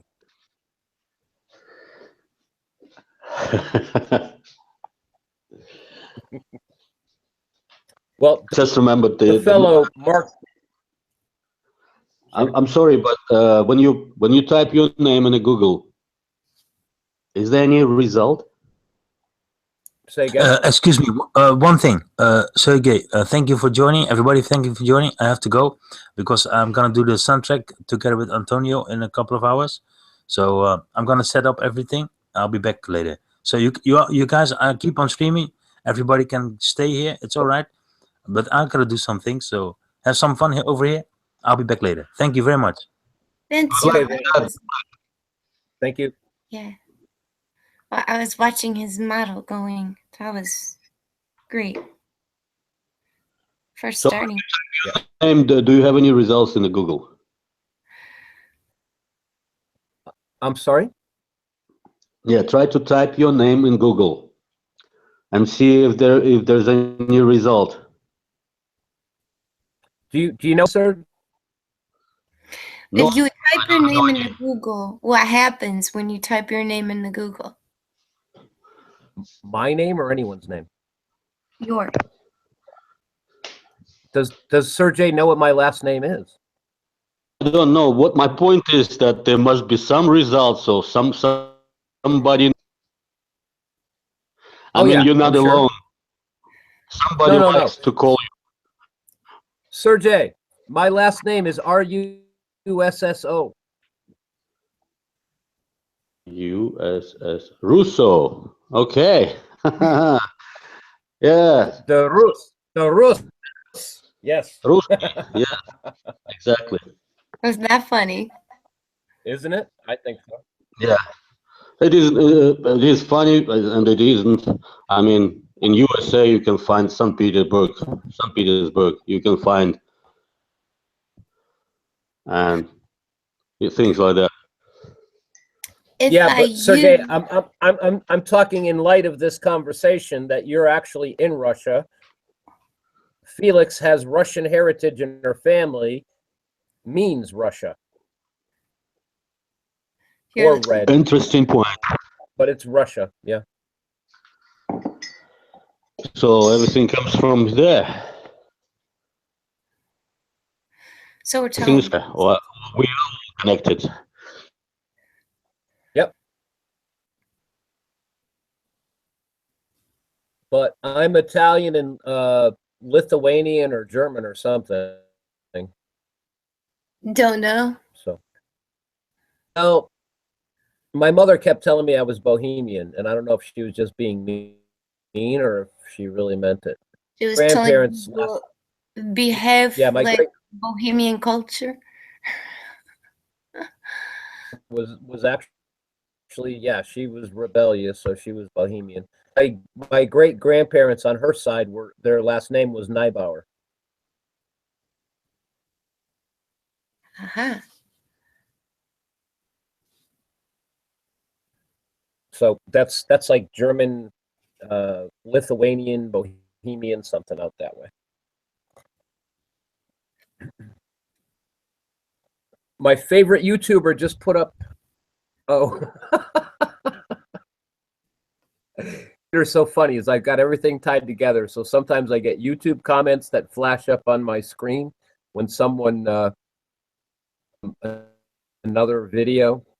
Some warnings that a new video is up from people that I've selected, and sometimes I get Skype messages, and sometimes I get Google Hangout messages. So it's pretty bizarre. And this one happens to be from the guy we were watching all night, Infinite Plane Society. And he says, Infinite Plane Society replied, and he's talking about Lord Stephen Christ, and he's saying, he threatened to chop me up and urinate on my corpse. Huh? Who is hating? Yeah, Lord Stephen Christ, when you cross him, he gets nasty. Oh. Yeah.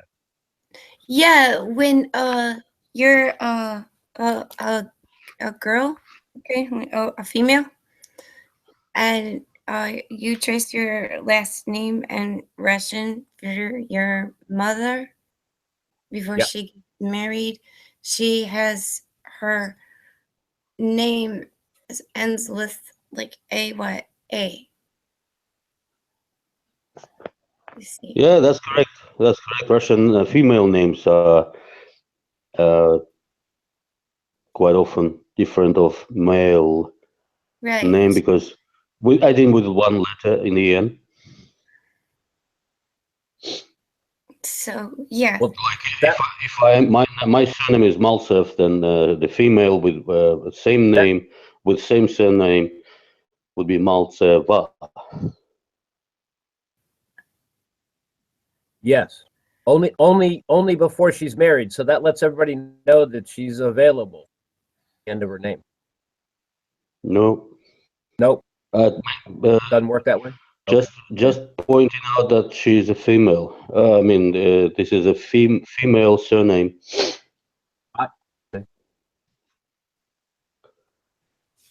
Yeah, well, I know that somewhere in some country this is right exactly like you said. Yep, I was guessing, but yeah, it's different customs all over the place. Yep. Mm-hmm. And then they mix.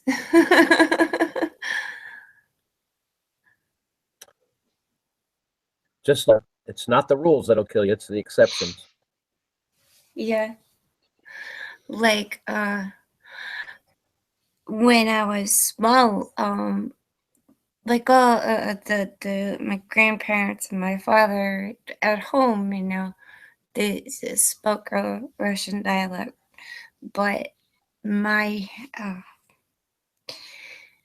my ability to speak it is like very, very rusty, like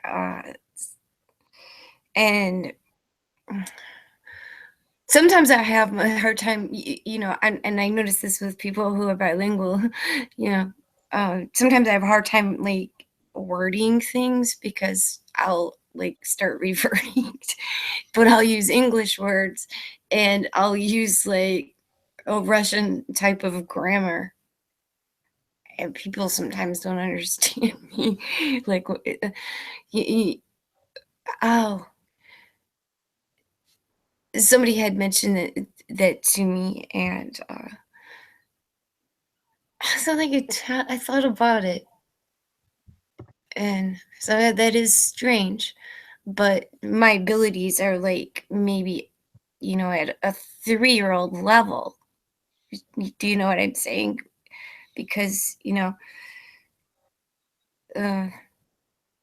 after you know grandparents pass away and stuff, you know, being brought up in America, you know, it's in not having anybody to speak to outside of your family, it just starts to go away. You know what I'm saying? I think I know what you're talking about. I have to notice that I met some people from America working in Murmansk. There was some Texas and Louisiana, and it was really hard to understand what they're saying. Their I have a hard accent. time. That's the other side of America. I have a hard time understanding people from the South, from Louisiana, especially if they have very strong colloquial accents. I have a hard time. I'll give you I'll give to you an example. My husband and I were traveling in Tennessee, which is in the middle towards the south of the United States. And we stopped someplace to eat. And I needed to know where the restroom was. And so I asked the person that was, you know, the clerk at the counter, which way to the restroom, to use the toilet, right? This is what I got. Run around back, round the corner, no, look. Yeah, Like that. And I turned, I said, I whispered to my husband, I said, what did she just say to me? He said, down the hallway and around to the left. And I said, wow. How did you know? But he drove a truck, so you know he heard a lot of people from the United States all over the place and started to get used to like hearing all the different dialects all over the United States. It's easier to understand somebody that comes from another country sometimes because they learn the grammar. But some people just really mess it up.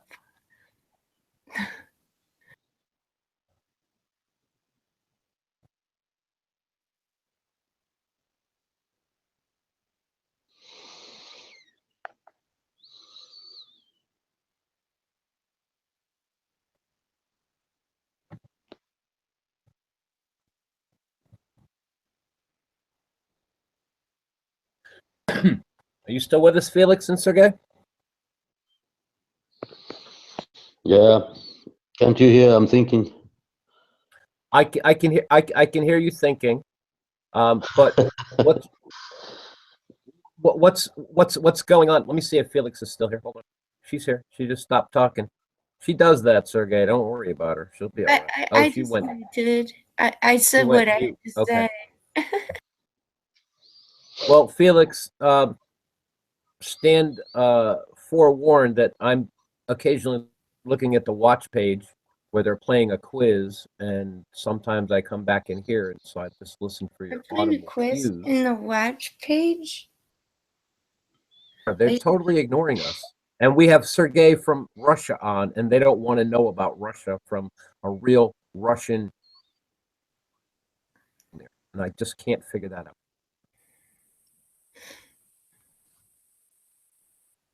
I mean, how many years of Cold War did we go through? I guess everybody learned how to live without the Russians, I guess. I don't know.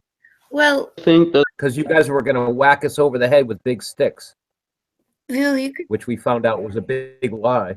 But you whatever. could still communicate through mail at certain times. Went right through the Iron Curtain. Sure.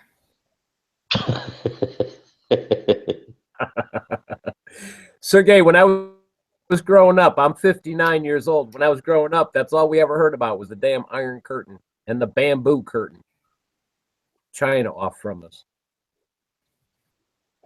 I'm sorry, I didn't get where you are. Where am I? Where you were? No, I mean you're saying that where you were born or what? Oh no. When I was growing up, when I was a youngster person, all we ever heard about off the TV and the newspapers of the Iron Curtain that cut certain parts of I think it was communist from the Western world. And Yes. now that I'm an adult, things is that the only people that were really cut off were the normal people of average means, whereas the industrialists would fly wherever they wanted, and they always have. Another psyop to a large degree. What do you think? Yes, this is absolutely true. I mean, only normal people are always or do always suffer. Yes. What those you said industrialists. Right. The movers and shakers, the multi-millionaires and when I said industrialist, I recall a clip from the 1960s where the industrialist Armand Hammer. Do you know of Armand Hammer? Just Sergey? trying to remember. Yeah. What, is the company name? I just Armand Hammer. We in America know Armand Hammer it's a brand of baking soda and detergent, carbonate or laundry detergent. Yep. But he was also an industrialist, and he was probably the guy responsible for helping to certain types of mining in Russia so that worldwide trade could go on while the little people in America thought that you guys were the bad guys. I remember, Sergey, you're going to love this. Little kid, my dad was in electronics, and he first told me about the bad Russians, understood it, and I was such a little kid that I used my imagination to imagine what a Russian was, and my mind settled on a saguaro cactus. You know what that is? Yep. Yeah, with arms and legs walking around. Like all Russians were green and prickly, and they looked just like a saguaro cactus. And that's just what my mind came up with, because I had no idea what was going on, because I was about 3 or 4 years old. So you are thinking very long time ago when you were a baby child. I was probably 4 years old, probably closer to 4 than 3. But my dad was working at the Mystic Seaport Naval Installations, and he was working for a company called Reflectone that was an electronics. They were rewiring ships or submarines or something, and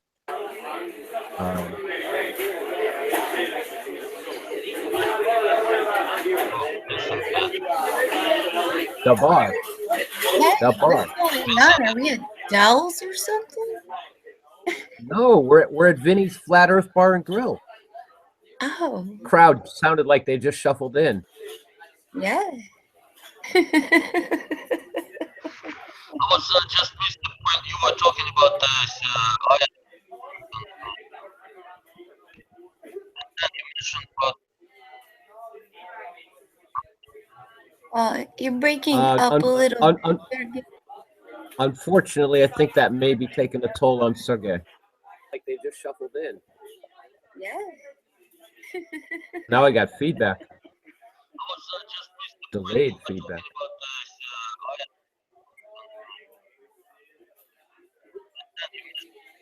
Vinny, we're gonna have to kill. I think it's beating up on Sergey's signal. Nice try though.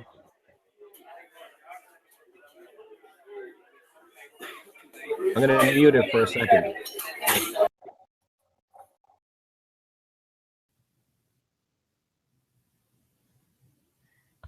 Yeah, I'm here.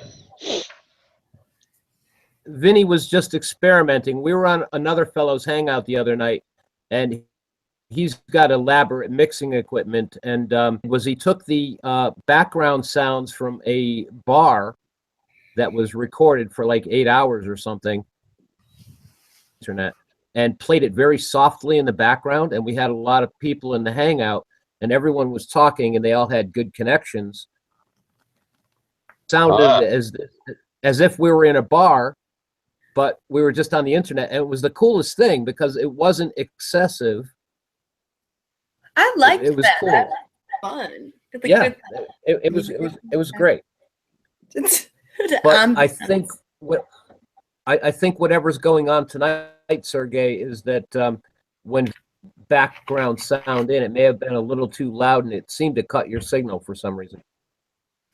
So we'll go back to our conversation. If you can remember where you were at. Yeah, that your childhood and the Iron Curtain thing and the bad Russian cactus and what is it? Yep. Cactuses. I thought Russians were big, giant, green, prickly cactuses walking around. I had no idea. That is funny.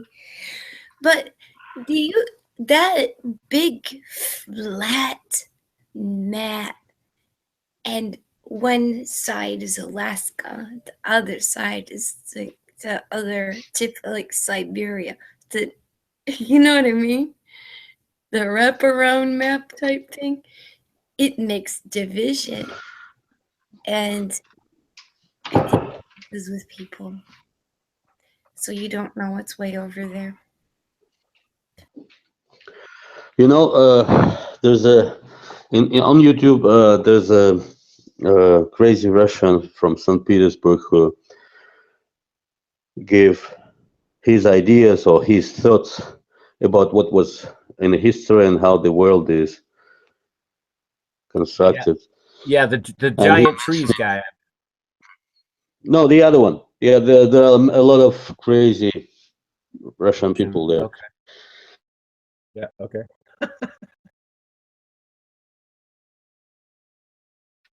So Same- Some Americans are like that too. Hello. and some Irish. Yep, you're back. You're back. Go ahead. Some Irish Okay. still sing cookies. I mean, he was saying about Arizona. I remember Arizona State. Yep. What was he saying? He was saying that this Arizona's name is actually an ancient name. It wasn't. It isn't something given quite recently, when the United States were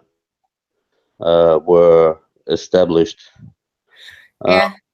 And he's saying that this is the area of areas, or Yeah.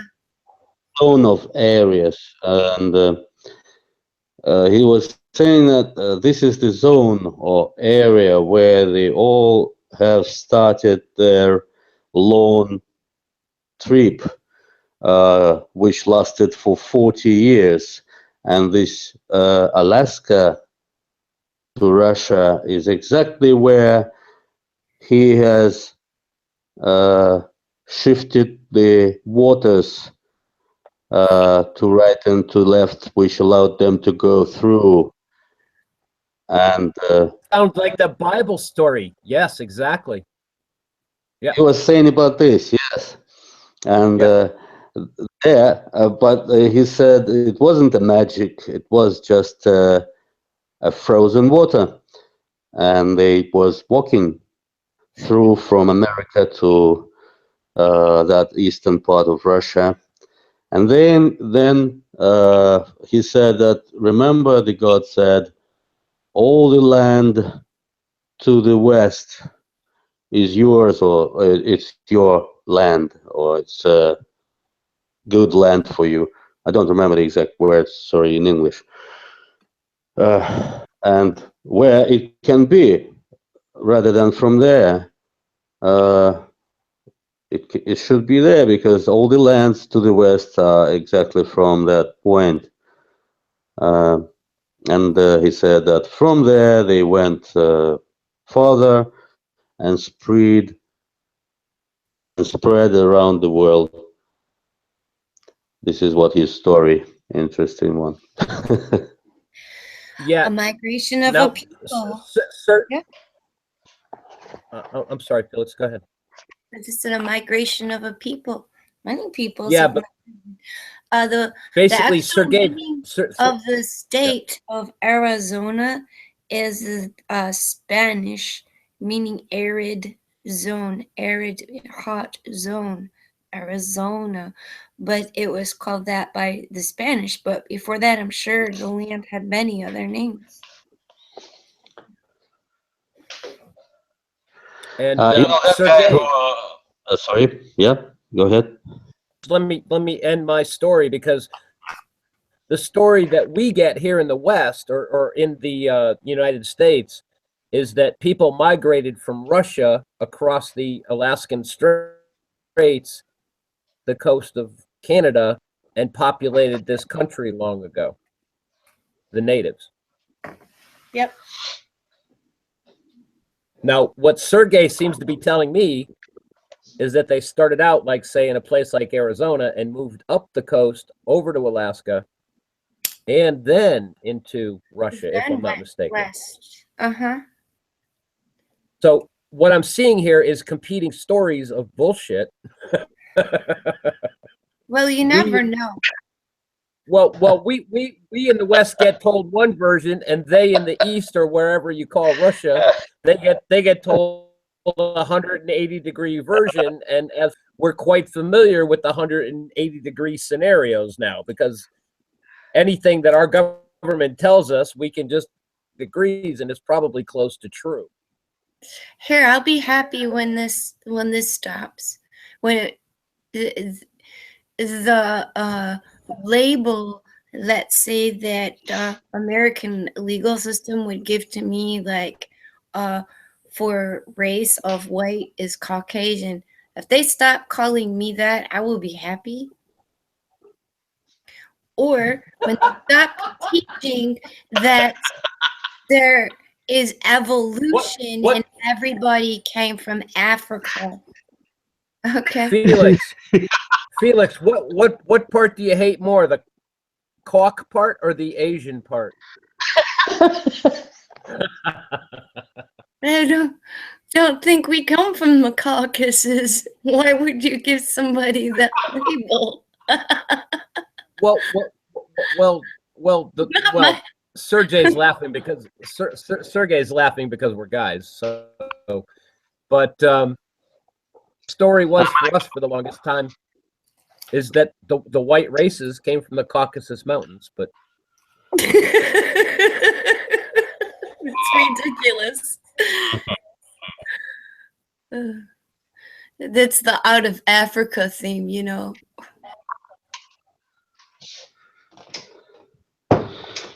No, we certainly came not from Africa. No. I think, remember this, Antonio was talking about it, and remember the deserts, where the deserts are? Mm-hmm. And it's along the tropics. They are along the tropics. Yeah. It's kind of a border, you know, between the northern and southern people in Africa. This is, I can imagine. So they all live there in the jungle, and we are here just a bit to north and separate with the desert. Okay, let us be here. Let them live there. I don't think I don't mean anything bad, but I think their native area of living is there. They came from there, but then it became too hot there, and they started to migrate to north, I guess. Or maybe everything is really cold for a long time, or just temperate, and people could just move around in temperate conditions.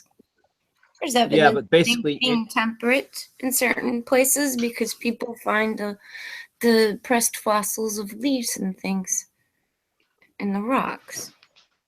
Yeah, the speculation that I've picked up on, and I'm quite familiar with Antonio's arid regions and having more foliage north than of the equatorial regions. But what Felix is saying too is interesting as well, because I am of the personal opinion that the track of local and small may have varied quite a bit in past ages, changing the overcooked areas, which are the deserts, which seems to be a band pretty much around the entire plain, almost said globe.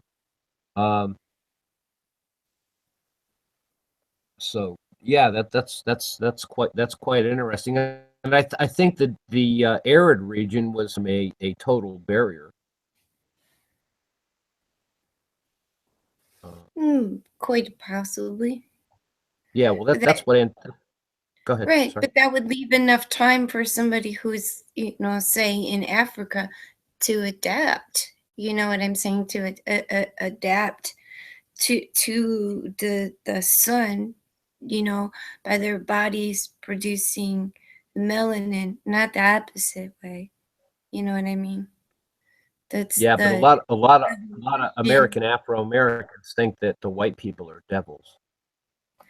No. I've heard that. Well, I've heard that too, but I know enough African Americans that don't think that way. I'm talking about certain hangouts that have African Americans in them. Yeah, I know people that think the opposite quite fine. Well, yeah, because that's My another friends are area. multiracial and multicultural. You know, I did grow up in the Detroit area, so there's enough The time to ghetto. not form opinions. You know, No, 'cause they're not necessarily they're not my opinions. They're just what I yeah, heard off the internet. yeah. Well, you know, and when you're in a mixing pot of many different people because of a sudden colonization, you know, it's the same way in England too. You know, there's a lot Yeah. of mixing going on. Sergey, yep. Sergey, is there a lot of race mixing going on up in Russia as well? Not as much. Not that area. It's good. But the Louisiana people. Where they're Not as taking much. entire Yeah. where they're taking like entire populations, and I would suspect Syrians would probably be getting moved to Russia. Large clumps. Russia is still friendly with Syria, right, Sergey? I have no relatives in Syria. I don't know. Well, portrayed over here in America is portrayed as that the Russians are working with Assad. I've stopped paying attention to that stuff, but couple years ago they were working with Assad and were a counterbalancing force to the American aggression over the Syrians over there, or the Western powers' aggression of the Syrians. I know what you mean. I exactly know what you mean, but what I think is just I don't want to mess up with this political stuff because they're doing what they're doing, and we have nothing to do with them at all. I mean, normal people. Oh yeah, I'm quite sure, but you're still being victimized by your news if you were to in your country, yes? Victimized by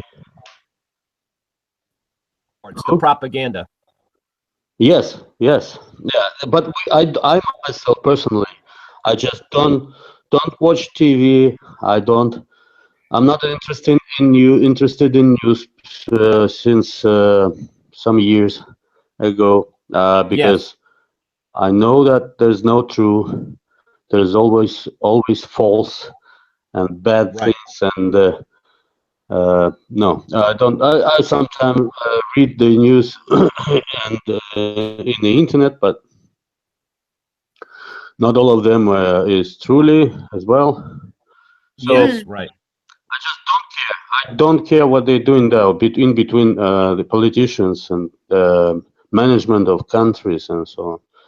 Right. I know that we are all people, and we just don't have to pay attention for their activities, and we will surely come up to a point to when there'll be no borders and no governments. Ah, you're an idealist, Sergey. No, I'm just idealist, maybe optimist. Yes, optimist. Optimist is good too. Yeah. Sergey, how did you learn English? We all learned it at school. I see. It was now 5 years of learning, but then that study wasn't productive, and all Russian people used to come out of school with poor knowledge of English or poor ability to speak, because English is, or foreign languages, you needs a practice all the time. Without practice, Sergey, I have to say that the Russian alphabet is stunningly bizarre to me. I want to say that I had an experience of communicating with my partner who lives in UK. That is why some skills in English, and Yes. that's the reason. That's the reason mainly. Not anything, not any kind of special or professional learning or study. Right, because when you guys used to be the Soviet Socialist Republic there, it was denoted as CCCP, I think, right? CCCP? No, Right. we call it differently. SSSR. That is Soviet Yeah, Socialist Socialistic Republic. Soviet Socialist Republic. Sergey, how old are you? I'm 49. 49. Okay, so you're a little bit younger than him. Okay. But yeah, we used to write it as USSR ourselves, but when you looked at the Russian letters that represented that, CP, I believe. Yeah, that's exactly right. But, what I'm saying is that that was Union of Soviet Socialist Republic and that USSR. But in Russian language, that will look like CCCP. Right. Yeah. Okay. And I'm still kind of confused why you could do CCCP for USSR.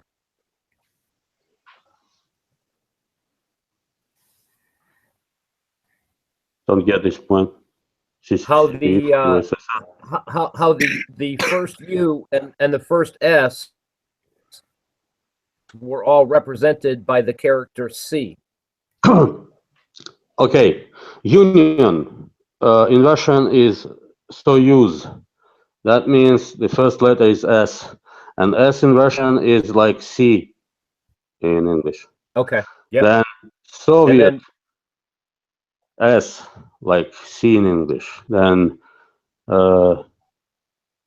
Socialist, again S, C, and then Republics, that the Union of Republics. So that's understandable. Republics, P in Russian is like R in English. Yes. Yes. I got that. But do you understand that I'm asking you is that the first designation is a U for us and it's a C for you. The second designation of the letter is S for us and it's C for you over in Russia. And the third letter is S for us and it's C for you in Russia. And I fully understand that they basically just, in my mind, dropped the leg off of the R and made it a P for Russian. No. So wait a minute. This isn't that hard, Sergey. So what I'm saying is that the C in Russian stands for both the American equivalent of U and S.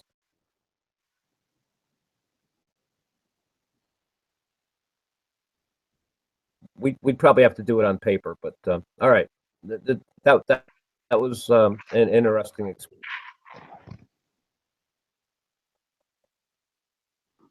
It seems Sergey that to my mind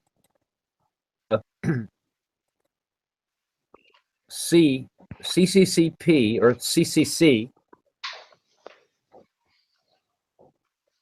would be a single letter designation, and the fact that you can use the C for both as the U in USSR and the S in USSR messing with my brain. Difficulty with my brain. Oh, okay. I'll drop that. Okay. Not a problem.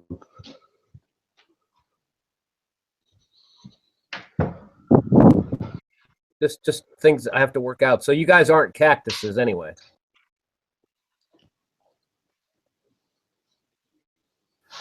No, Tony, the cactuses are in Arizona. I know, but Felix, that was when I was a little kid. That was just bizarre. Yeah, we're all cactuses.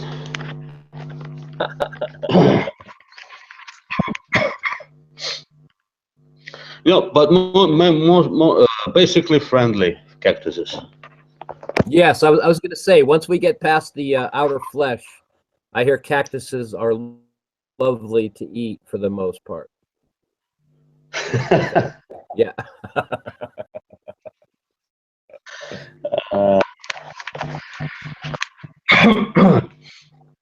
It was long ago, and actually, there's no war between the Soviet Union and USA. Maybe in Vietnam, kind of Yeah. contact between pilots and so on, but Yeah. in general, no war. No, I remember. No, I'm with. supporting Yep, I'm. Soviets. Yep. I'm. Yeah. Go ahead. Yes. I'm sorry. I just wanted to say that I'm in agreement with you, Sergey. That it was all a game that was played on us and playing on our fears, and I imagine it was the same in Russia to some degree. Yeah, this is a divide and conquer. Yeah.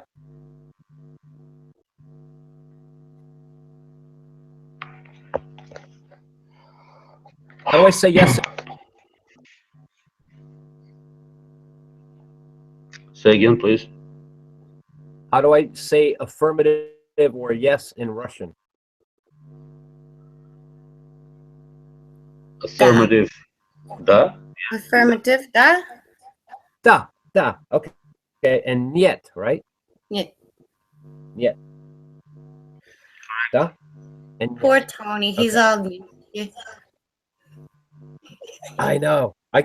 I can say dos vidanya, but I think that means good health or something. Those we don't.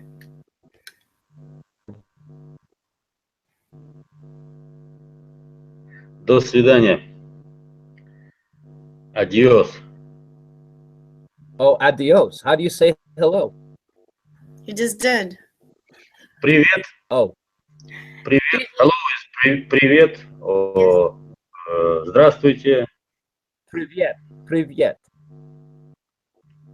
Okay. That would make sense Yeah. because that's like pre, which means the beginning. No, So yeah, privyet. I can go. Twist. What? Are you guys laughing at me, you Russians? Felix and No, Sergey? we're not laughing at you. I did ask, are you a linguist? You are so. It seems quite. You know the form or how the. Oh no, Sergey. I'm almost 60 years old in my own world, and certain things that interest me, I let my brain go after them, and I have a lot of my own logic. And this kid on the block, apparently. Although I did leave high school in 10th grade.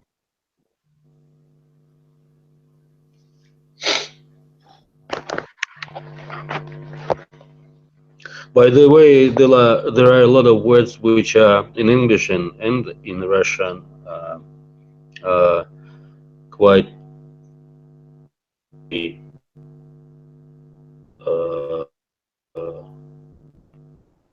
uh, Say again. common base Yep.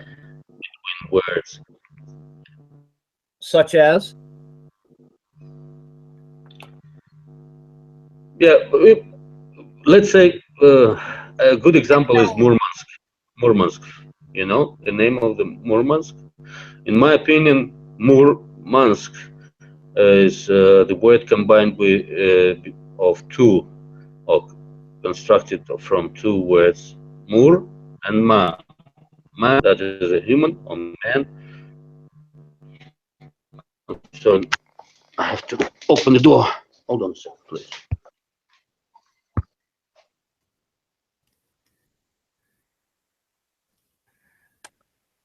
I would have said that Murmansk is mermaid, but myrrh. Let's see what myrrh is. Muriatic acid. English speakers and Germanic speakers, and it goes into English, have Hello? a certain way of like generic. You don't find this much with the French, but there's a certain way that you can always tell of the generic idea. I'm gonna make. How do I say that? You sound confused here. If we say technology or something, but in Europe it would be, technology. And for example, like when we say modeling, you're making a model, a prototype model. In Europe, it would be called model. Model. Yes, model. So we share the same words, but it's the pronunciation of the word and where it's placed within the sentence grammatically. Right. Yep. If you let me continue about Murmansk, it's going to be interesting. Yes. So Murmansk is the name of the city in Murmansk region, but on old maps we can see the same name written Murman without S and K in the end. So Murman, we can consider this word, and three first letters are Mur, and second three letters are man. So man we know. Yeah. So what about more? In Russian, I'm thinking black. Black is more. When we write down more like it's written in English, M-U-R, it can be read in language. It can be read as mir. Mir means peace. So I think it's meaning the world, the world. Then if you read this letter fully, that would mean,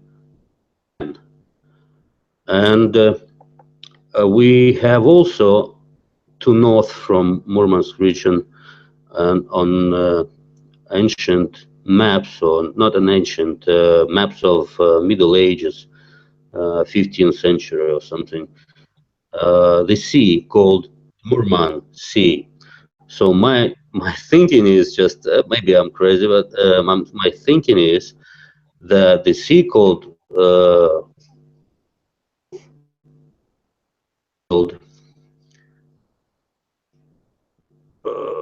can tell us that there was a reason why this sea was named like that. And I'm thinking, since there's the sea of the man world, there must be some non-man world out there to north of that sea. Sorry for taking the time.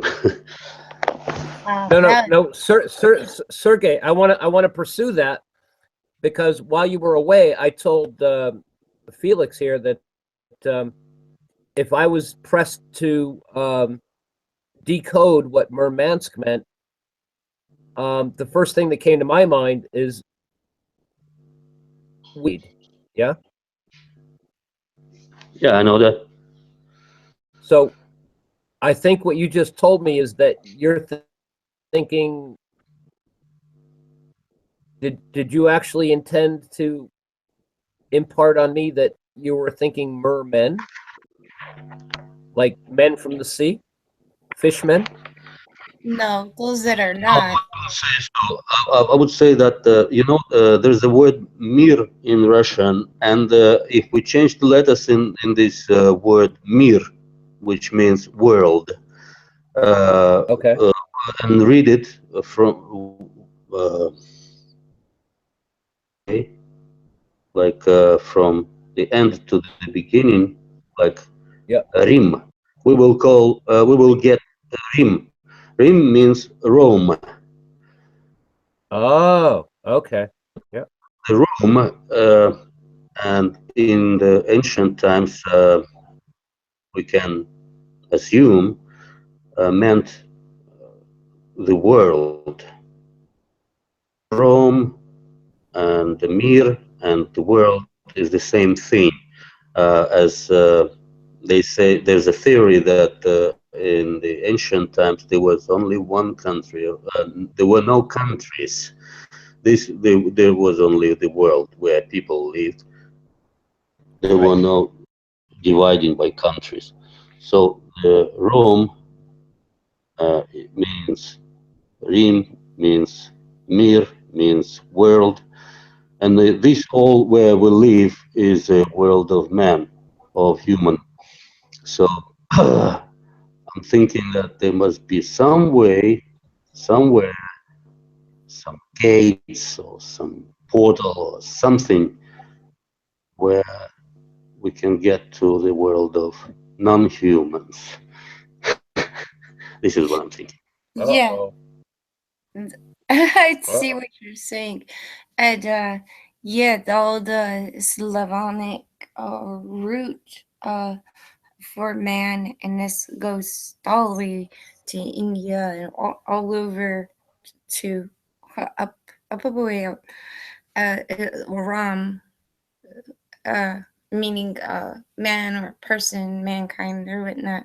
So it's the country, for example, of Romania. Yes. Right. So, you know, I'm terribly sorry, guys. I have to leave you for a while.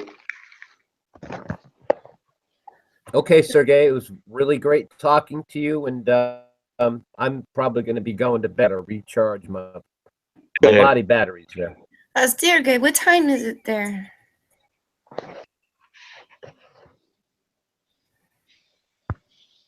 Say again. What time is it? In Russia, it is 10:46. Okay. 7 hours difference for me. Yeah. And Yeah. Otherwise, good night, guys. it was a pleasure. Yeah, a pleasure to me. Thank you. Good day.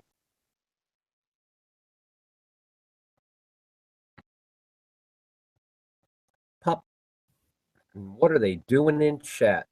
They're being real quiet out in chat. You know what that means, Felix? That means everybody's like getting late at 3:45. No, when kids get quiet, they're getting in trouble. You think they're getting in trouble? Yeah, you know that old saying when Would they when have you don't troll hear- chats? well, when you don't hear the kids making noise anymore, you go like, okay, what have they gotten into? Yeah, I knew a child like that. They're can you see chat or are you on a phone? I have to find it. Yeah, it was on my Find phone, chat? but I had it turned. Oh, I had it turned off. So it's the same old thing. What's the same old thing? I think I saw this chat yesterday. No, the chat's keeping up with time. Do you have the ability to show the elapsed time? I'm kidding. The ability. Oh, you creep. Well, it says, okay, the last three are NASA are laying, Earth is flat, and flat as F. No, Felix, when was the last post in the chat you're looking at? What's the time? The time. Okay, 3:45. no, you're right. You're right. 2 Yeah. minutes. Okay. Yeah. 3:47. Yeah. I see what you're saying. So, what was the last quiz question they said? Which 1980s television hit was renamed El Coche Fantastico for its Spanish viewers. Happy Ray said the A Team. Been Taking Pics said Knight Rider. Said, okay, I'm tired. Louis Grindell said Earth is flat. Okay, thanks. Louis Grindell said NASA are lying. Louis Grindell said Earth is flat. And Carl Stenbeck finished up with. So I'm the person that was asking the questions, and so when I put an answer, it's the right one. Okay. Right. What was the answer to the last question? Knight Rider. Saying, okay. I'm tired too. Uh-huh. Again, I'm being led astray, but I'm kind of getting used to being a night owl. So what's going on there? Been taking pics, trying to sound like Dave a little bit. Dave from Why? Been taking pics, Dave. Hi. I've been the chat host. Dave High from Why? You're the chat host? How you all doing over there? Oh my God! Look at that. That was amazing. Hi, Dave. I didn't call page open. Holy cow, that was crazy. Hi, Dave. Hi. Hi, hello there, Anthony. Been taking pics. Felix. How'd your redo experiment for posting it? And everybody else. What's that?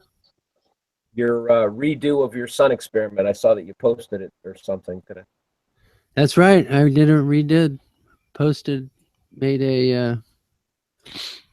I felt so helpless when that paper blew Felix up. was on it. I felt so helpless when that paper blew up and pushed the nail up. I couldn't hold it down. I'm on the other side of a screen. This reality is real. I wasn't too concerned about that because I was just trying to show that I don't think the difference between the nail and the pencil was that I don't think there was a difference really. There may have been a. I didn't. Right, I didn't think so either. But we had somebody on some chat at some point today. I think he was from Lithuania. Where was he from? Serbia? His name is Mark or something. He was on Antonio's show. Mark. Oh yeah. Latvia. Latvia, thank you. And he was saying the biggest problem was that there was non-standardization of printouts of those. What do you call those? Yeah, now? because the printer by a lot of times it wanted to fit the border in, and it would print it at 90. It wanted to print at 92% on my print dialog box, but I had to switch it over to 100% manually. And once it print, was it true to the yeah, the specs 5 that- centimeters was right. Okay. The thing is, it didn't matter if it was printed smaller as long as you just matched up your stick with that. What they said was 5 centimeters. Even though it only really Dave, be the only reason 92%. What's that? The whole reason that I bring any of that up is because I'm a creep and I'm tabulating all the possible error points of that experiment. Well, I was toying with the idea that might be what would happen if you doubled all that, printed it at twice the size and made a stick twice as long.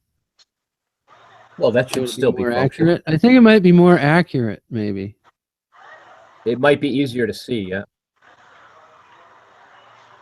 It's just that people's printers are only 8.5 by 11. That's why I picked that size. And A4, that's 8.5 by 11, but called differently over in England. 8.5 by 11 3/4. Really? What? Is that what A4 is? A2. I think it's called A2. His letter is 8.5 by 11. Yeah, I had So my if- own printed out that went by centimeters. So I used the centimeters and I measured the nail centimeters. And I took all the measurements and represented them in centimeters. Ben's getting me alarmed. I have to measure my 8.5 by 11 paper and make sure it's not 8 and 8. Huh. Yeah. No, American paper is 11 inches long for standard. Yeah, it's called letter size tablet. in the States. But 8.5 A4 for is one of the 11. choices. Standard. Nervous when she said 11 3/4, and I'm going like, what? It must be the perforated tablet that I got mine one from was 11 3/4. Oh, okay.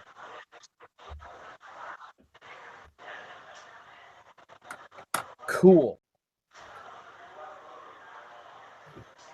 So, Dave, what's going on out in Hawaii, big dog? Is it raining out there? Is it clear? What? Surf Not up? a lot. There's a lot of rodents and stuff out in trees and stuff that are trying to overtake the situation. I need to get more felines or something around here. How many cats have you got? You've got a couple cats anyway, right? In Paia, there's cats, yeah, but I'm not in Paia right now. Yep, sorry about that. Trying to get my headphones set up, but I lost. 4 mongoose in the yard. The mongoose are not. They don't come around the people. It's the rats that are the problem. Well, would a semi-feral cat adoption for there be okay for you? Yeah, I'll probably just keep importing. It just costs money. Like I don't know. I don't even know how much money it costs because you got to pay for those surgery or whatever to buy a cat from the Humane Society. I mean, the island doesn't naturally make cats. You don't have cats that reproduce. They're all over the place, yeah. But how do you get a feral one? As soon as you let it go, it just runs away. What does feral mean? But there are some cats running around here, and some people think that it's bad, and they kill them, they poison them, whatever. Oh, I see. They're idiots. Gentlemen, 'Cause- if we've got them, we trap them, and our Humane Society in our county, they have a program people donate to, you know, and they spay or neuter the feral cats and put them back where they trapped them from. And then that way They do that here too. but they still Feral is the word for wild. because there's plenty that are missed, so they'll take care of them. Felix. Huh. Felix. Yeah. What does feral mean? Does that mean wild?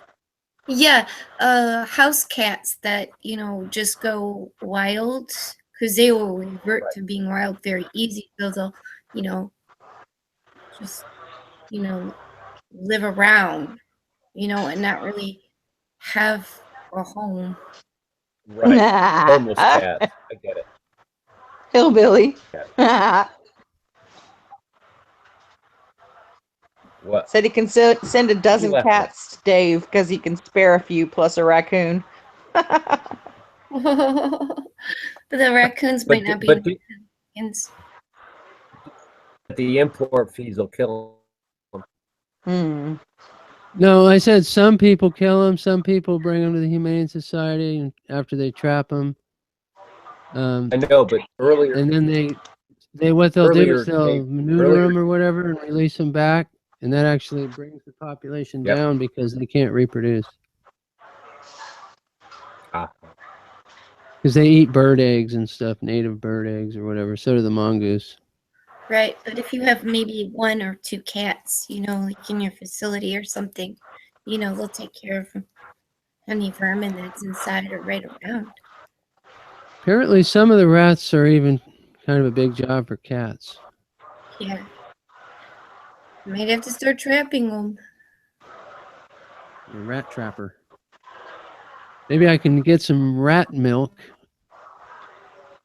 and make That would some be money. mouse milk. Mouse milk. It's like a WD-40, but it's a lot stronger.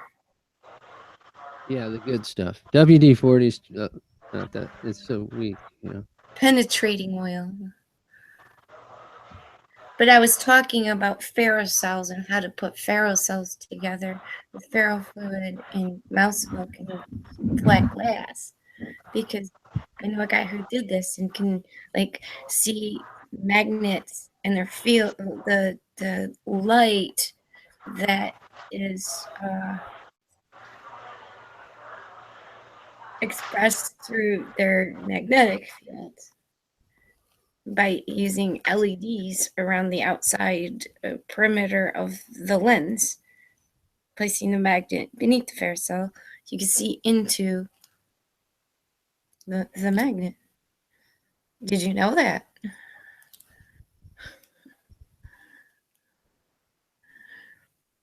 A lot of people are looking. I did for not that. know I any of that. imagine No.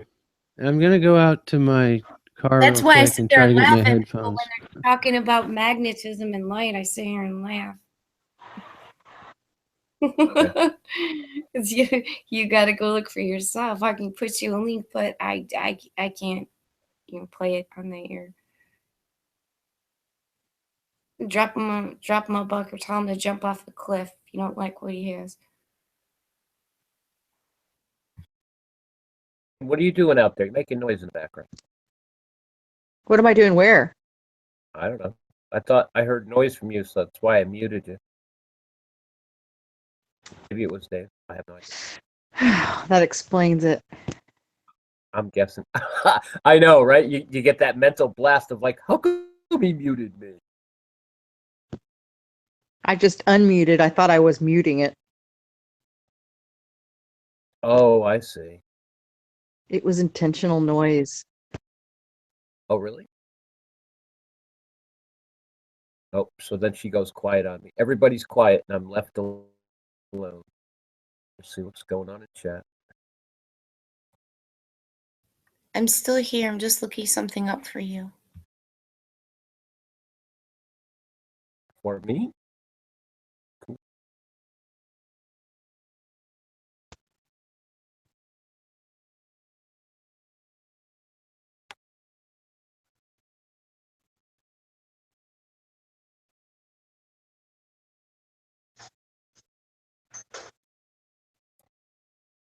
What you looking up?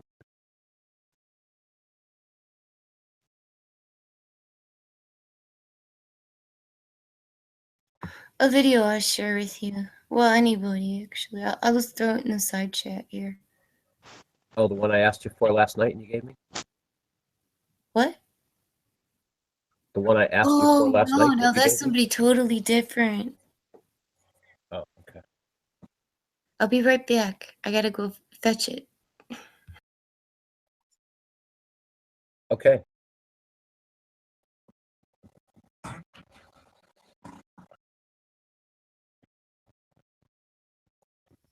I'm back. Hello, Dave.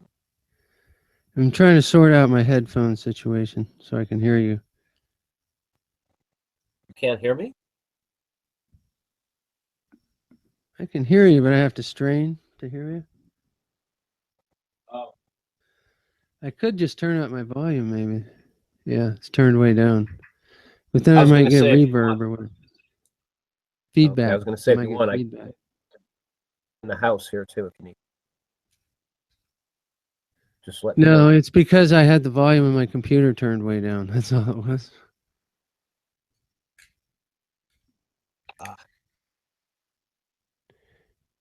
Now On my way. Now I got that. Okay. Well, I mean, it's another day went by. I had some rain in the morning, which is nice, and then sunshine, and then it's not raining now. It's nice out. Dave, would you like some snow? I'm having a special on snow today. Snow? It's snowing? Damn, I just walked outside barefoot in my underwear. I walked out the door earlier and almost fell on my butt because it's icy snow. Damn it. Damn. Hey, Tone, what's up? Damn it, Janet. Damn it, Janet. Jam that Happy damn Horror thing. Picture Show. Janet. How you guys doing? Fantastic. I'm doing good. How you doing? Cool, man. I was thinking about you Have the any other more day. terror? Today, Oh, that's actually. nice. Oh, really? That's nice. Yeah, I was thinking about you guys all the time. Obviously. Yeah, man. How's it going? Good. I was like, what happened to Tone? I haven't. He just kind of. I guess he's doing private hangouts now. Is what I thought. Oh, don't you start about that, do you? No, don't. Not doing private hangout. Yeah, yeah. I don't know. Yeah, just had a break. Yeah, we No, all I just. mean musical.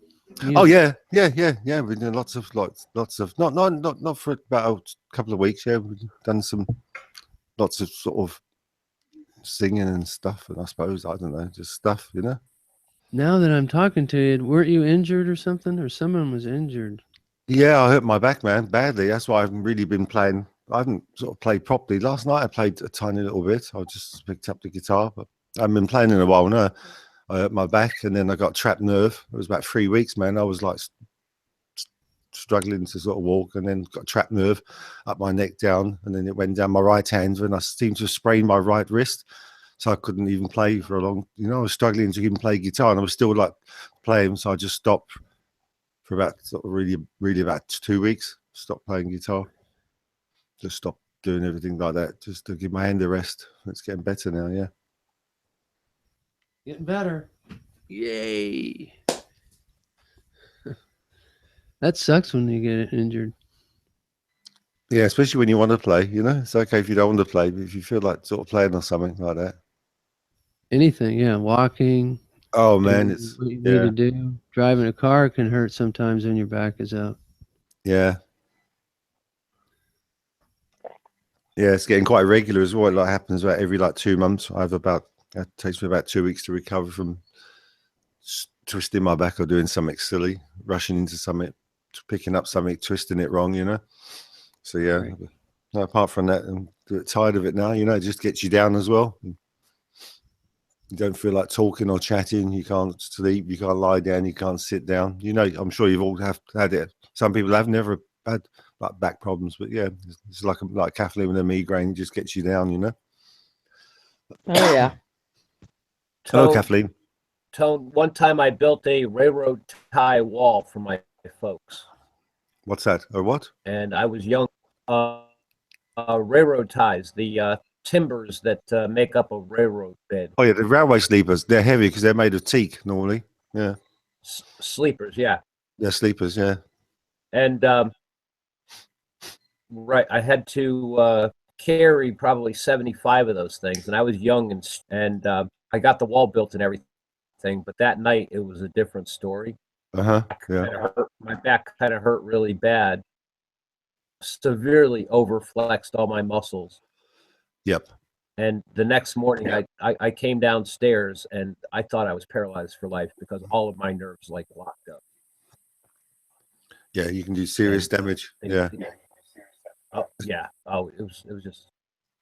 Especially when you're younger as well, you know, because yeah, if you're younger, you don't really think about those things so much, you know, like you think it's old people's problems, but yeah, and that's when you do a lot of damage when you're young because you don't realize it, and if you're not, yeah. Well, my mother took me to a chiropractor. I'm sure you know what a chiropractor is. Yes, yeah. I was in the office in immense pain to the treatment room or whatever, and the poor guy, he hooked up electric stimulating paddles to my back, and it caused my back to totally spasm, and I let out a blood curdling scream, and basically he got the office back together because apparently I scared a few people out of the place. I'm sure you did. That must have been a bit of a shock, yeah. Yeah, to say the least. A bit of a shock. So basically I had best results with ice packs and freezing the muscles to make them go down. Okay. I went to a chiropractor in Africa once, way up in Southwest Africa, Namibia. There was also back problems there when I drove up there, man. It was like a couple of days I couldn't even get out of bed to walk and everything. So anyway, so I went to this chiropractor. Said like, okay, we'll sort you out. you go into his office, he's got like this whole bed, but the bed's made of rollers. Can you imagine like rolling pins? You know, rolling pins? Yeah. Oh yeah, yeah. And this whole bed was one big roller, like a conveyor belt. And it was a horrible feeling. I've lied on it and then seeing like moves under your back and these rollers go up and down. It's like going up and down your body. And it was like, I wasn't weird, man. It felt, I said to him, I don't like the feeling of this. It feels like it was like trying to twist my whole back, you know? I didn't like that. And they like take your neck and they want to scrunch you this way and crack you this way. I never got on with I it. always hated that. So No, chiropractors. I always hated that. No, I didn't like that. He tried to resist it. Yeah, he said, relax. And you can't relax. This guy's just about trying to break your neck, you know, or your back. Yeah, exactly. It's like, I don't know you well enough to trust you to snap my neck like that, because the sounds are horrible too. It's just like, yeah, it's a natural reaction for a human, not to, if you feel like someone's trying to sort of like pull against you, you just want to, it's hard to relax. Some people love it. Some people just relax and they go in there, they're like clicking all over the place and yeah. Yeah, but I go to network chiropractor once every 2 weeks. Really? That's good though, isn't it? Yeah. Your body should be quite flexible then, yeah. You just basically are lying on the table for like 45 minutes to an hour. And you keep rolling. For every once in a while, she says to go switch over to the other side. Yeah. And she barely touches you, but she just makes, after a while, she makes sure, you know, all your vertebrae are lined up and your ribs aren't out. Because your ribs are connected to your vertebrae, and there can be like a little things that can be easily, once you relax, she can just pop them right back in. Okay, yeah. Does your doctor use heat? Does she have you like lay on your stomach and put heat over your back? No, but if some people use a blanket and stuff. No, it's weird. You're just laying there, and it's supposed to actually interact between everybody that's there. They do like 3 people or 4 people at a time. My chiropractor, she has to lay down. And it's only like $20, because it's 4 at a time. If you buy like a package for like a few months or whatever, it's $20 or whatever. Oh, mine's a doctor, but you go to see, and you lay on a table. She's a doctor. And She's then a chiropractor, doctor or whatever. She puts heat on, your upper back. Well, usually for me, it's like middle upper back. I haven't seen her in a while, and I'm having trouble with my. I ripped my shoulder tone really bad. I had a skateboarding accident, and plus my job, and I'm left-handed. And then, put the heavy base over my shoulder, and I was having trouble, like, moving my fingers on the frets stuff, and it was causing pain. So I learned to stay off of skateboards in my 40s and to relax a little bit. But yeah, I was going to see her for that, and just took care of the carpal tunnel that seemed to be forming like in my wrist too. So it worked out pretty good. But when she was doing the X-rays, that's when she found that I had a pinch, like a hourglass pinch in my spinal cord. So she will not crack my neck. She does gentle traction, I lay back and she puts, the back of my head in her hand, and she just gently pulls up on my head and massages, my neck, and I can feel really light popping, but not. I've had chiropractors that give you that twist, and it's like really loud, and those people freak me out, and I don't like them. Yeah, I agree, Felix. How are you, Felix? Hi there, by the way. I'm doing fine. Cool. How are you? Yeah, all good, man. Yeah, all good. Yeah, there's chiropractors. There's 2 different types, isn't there? Yeah, a lot of musicians suffer. I've suffered from a left, also, apart from a left elbow, repetitive strain injury from playing guitar, thousands of gigs, like on the left, just standing there for 4 hours on end. We used to play, and you get repetitive strain injury. And as Felix said, then if you got play heavy guitar, some of the Les Pauls I used to play, I didn't play Strats, but I played lots of heavy Les Pauls. That you on your left shoulder, you stand there. If you don't stand perfectly, you always stand at a slight angle. You know, you don't realize it until you look in the mirror and how you're actually standing. And if you're standing for long periods of time with a heavy instrument, you know, it's the posture is important. yeah, your posture. That's right, Felix. Yeah, Those Les Pauls are heavy too. Yeah, man. Some of them, yeah. Well, depending which model, yeah. The main one I'm talking about. Yeah. The one that was it's all mahogany. Arch top, arch top and all that. Yeah, the mahogany with a maple cap on it. Yeah.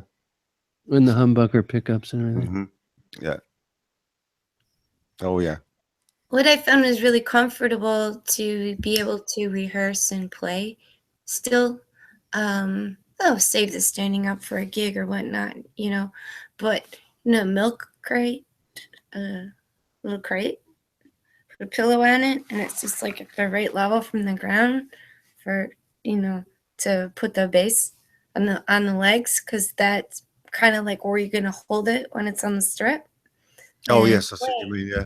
Yeah. So then the pressure is alleviated, and you can still play a little bit. So once you start feeling a little bit better, and not use it, but like your playing position, your posture and your playing position, you know what I'm saying? You find a good level. I don't care. Stack books. I don't know.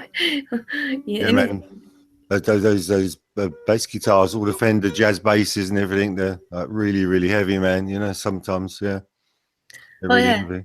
Yeah. Especially for a bony girl like me. Yeah, man. For someone like you and everything, those the Hofner violin bass, like Paul McCartney plays, I had one of those with the cutaway as well. They both are two different types, and they were nice and light and a great sound. You know, just great, and they're so light. They're really nice. I brought one over. It had like multiple tone buttons and everything on it, like push buttons. Oh, it was amazing. Yeah, man. Yeah. Yeah. I actually have a small body bass, Fender bass. Oh, like a Mustang type shape. No, it was a 90s mod. It was called an MB, and it's a small body bass made by Fender. Nice, man. I'm just trying to place that model. Yeah, just trying to remember that model. If it was like a student model, was it made with the short scale? You mean? No, it was a 5-string actually, which for a bass. Oh, okay. Oh, that's a bit. Yeah. Okay. No, I don't know that one then. Yeah. It had two nice pickups. It wasn't active pickups, but it had. Oh, that's the one in the pawn shop you found or something. You saw it in the pawn shop. Nope. No, I just bought it when I used to think could afford, when I used to work a lot more, and I was visiting Florida, and I was like, I need a bass. Like I didn't really need it, and then the neck was slightly warped, but I still have it, and the electronics don't work. But now that I lost my main bass, I'm going to try and transform that into a usable bass. I'm going to like hand shape the neck and stuff, I think. Oh, okay, nice. Because it twisted a little bit in one spot. Yeah. And try to make it into a 4-string, because I was never good enough to use a 5-string anyway. It's too confusing. That meant 4 strings are more than enough. How's the ukulele going? Good? Yeah. Cool, man. They got it right here. Yeah, I can hear it. Yeah.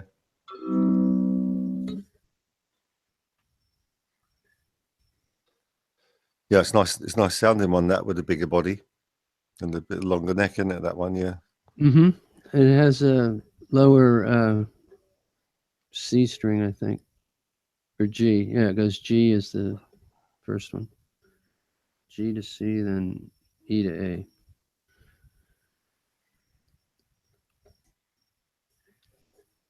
But it's a little easier to play some chords than it is on a guitar, so it's good for that. Yeah. Sometimes when I'm feeling a little bit lazy, I have a don't laugh. I have a Silvertone harmony guitar. Yeah, I know Silvertones. Yeah, they're very popular. Yeah.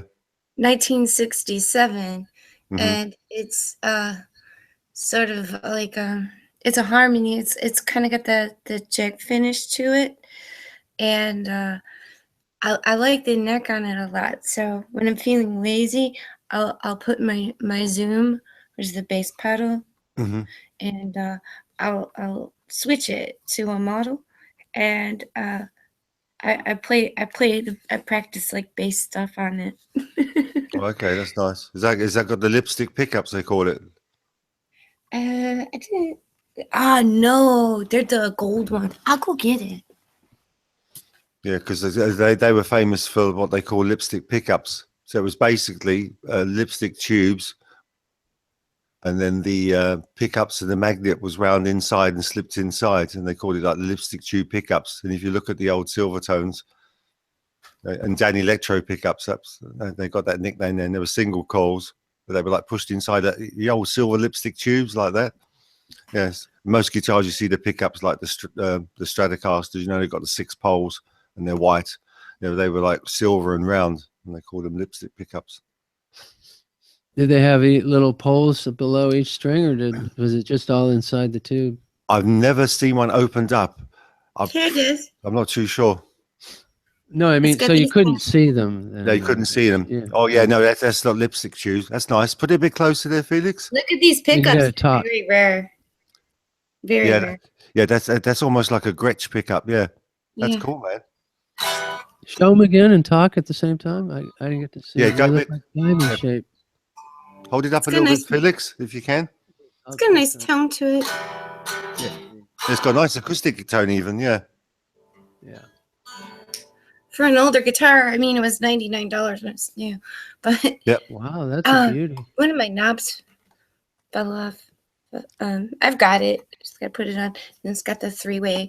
I can't remember the name of these pickups, but they're really expensive. Huh. I really like the shape of that body. A. That It's Yeah, got a look. It's an interesting shape. So, Yeah, all the you know. guitars now, all the new guitars from like Taiwan, and all these companies are making retro type guitars going back to like the 60s, you know? Yeah, it's like a space And I age can get thing. my whole hand around it. See, I can get my whole hand around it. So Yeah. it makes it easy for me to. So it has a you know, nice neck. Yeah, that really ebony? nice. Is that an ebony fretboard? It's rose. Rosewood, Rose yeah. on maple. Yeah. And Nice, then man. it's attached much like a Stratocaster would be. Right here. Bolt on neck, yeah. Yeah. Bolt on nag. And then yeah, it's got the adjustable nut too in here. That's unusual, an adjustable nut, yeah. Yeah. And yeah. So yeah, it's made in 1967. How I know that is I had to take this apart because I rebuilt a bridge. This part, when I first got it, it was all like rusty and hanging there, and so I rebuilt it. So I needed to get into the electric too because it was making a crackling noise. So I had to remove these to get the pick guard off.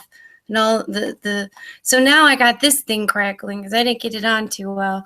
So, but I got rid of the pod cracks in here.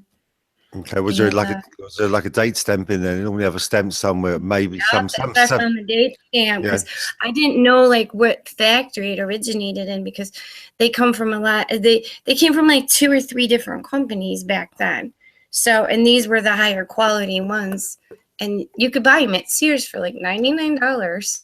Yeah, K guitars, KAY were popular in the 60s. Yeah, K and all that sort of stuff here in America. Yeah, yeah, they were like popular for the bands just starting out because obviously they couldn't afford like the Gibson and the Fenders and the Gretches. This keeps me in practice, you know, playing. You know, I just use the 4 strings, and it keeps me in practice while I play bass. Man. So then I can, you know, I could stretch, but I'm not going to get like a whole bunch of fatigue because I got tiny wrists. See, I can like wrap my whole self, or I can like do that around my own wrist. Yeah, you have to be careful, yeah, because if you stretch, can I have a look at the neck? Can you show the top of the neck with the headstock? Yeah, lift it up a little bit, yeah, and right up a little bit more. I want to see how it goes. So it's got like a Fender. Okay, it's got like a Fender 6 strings on the top. That's nice, that is. Machines. Yeah, very nice. Yeah, Representing the machines. nice, man. Yeah. And they're enclosed, so Mm-hmm. you know they stay nice and tight. Yeah, it's almost like a Fender style that with the 6 at the back. They use the Clusen tuners on the Fenders, and sometimes the Fender own ones. Yeah. Nice, man. It's on the stamp. Oh, I love guitars and looking at guitars. Model 319-14799 made in USA. They made them actually out in California. Look at that. Yeah, my first guitar was a catalogue guitar. It cost about £13, I think, back in about 1960, 66.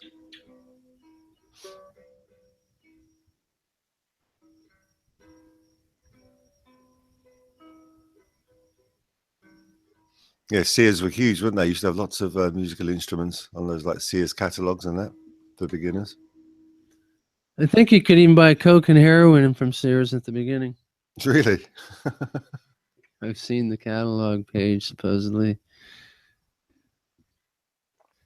Yeah, because that's all they had for medication back in the old days. I don't think it was called heroin. It was called something else. But Yeah. I'm sorry, I forgot to turn my camera off. I just muted myself. Yeah, I put it back in the case. I don't have the original for it. So I keep it in a Fender case. No, that's all right.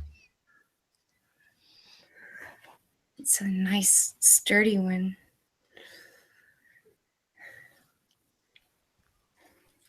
And I got a 120 watt amp, 120 watt Fender bass amp, and it's scaled down, it's smaller. You can actually pick it up and carry it. And it's a huge magnet in it. I mean, this thing kicks. Yeah, it has to be for the bass frequencies, you know. It needs a big. Sounds excellent with keyboards in it too, because it's got a Nice. really rich tone. It almost sounds like a tube amp sometimes. I'm really impressed with it.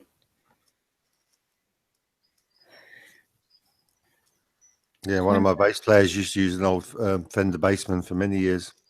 Yeah. That was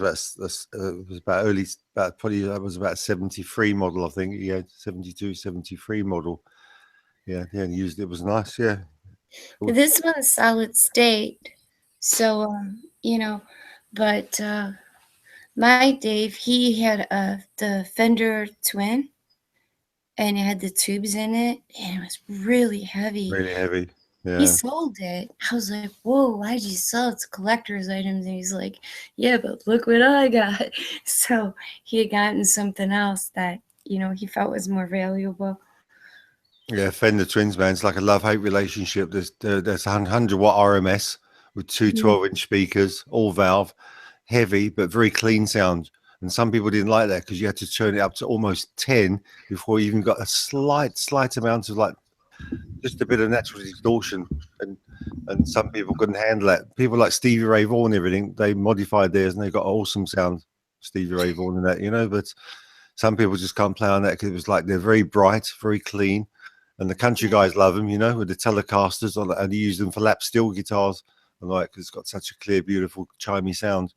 He mainly used the Twin for since.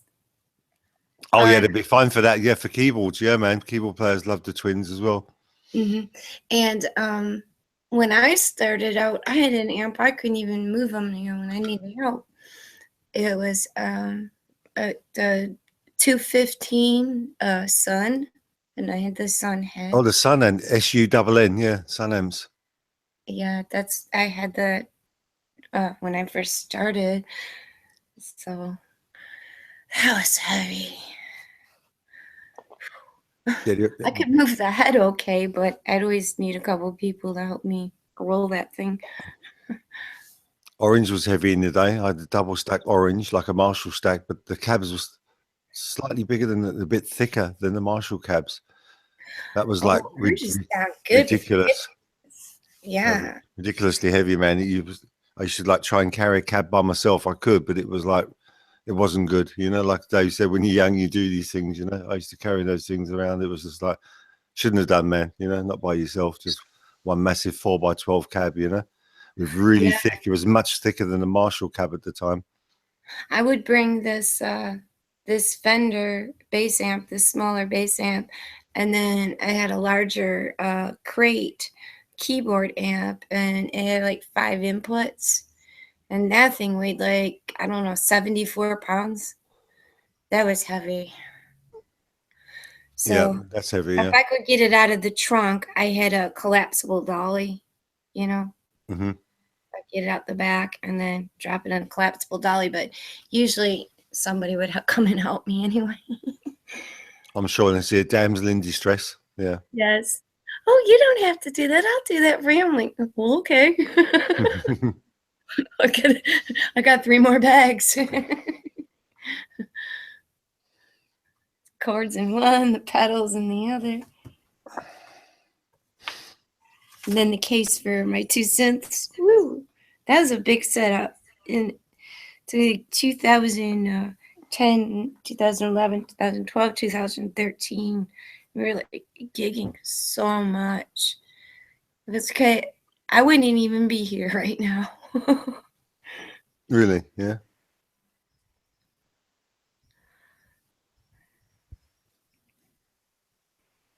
But I kind of enjoy my peace and quiet now a little bit.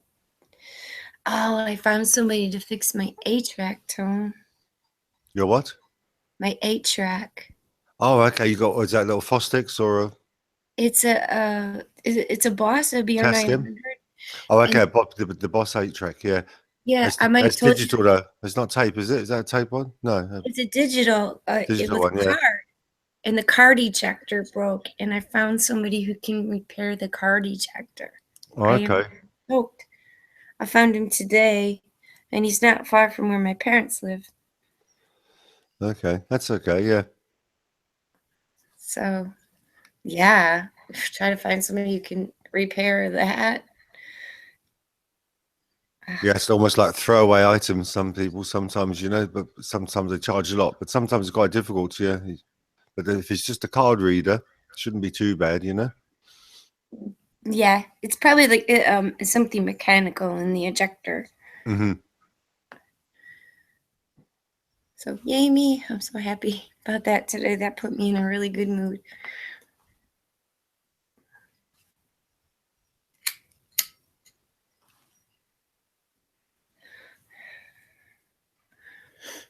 He said I could mail it. Go ahead. Oh, okay. That's quite good then. Yeah. She just send it to him and then he'll send it back. Yeah. Uh-huh. The postage would probably be more than the part needed, but it's just you have to know what you're doing, I suppose. Yeah. Postage isn't too bad here. It probably only costs maybe $8 or $9 to send it.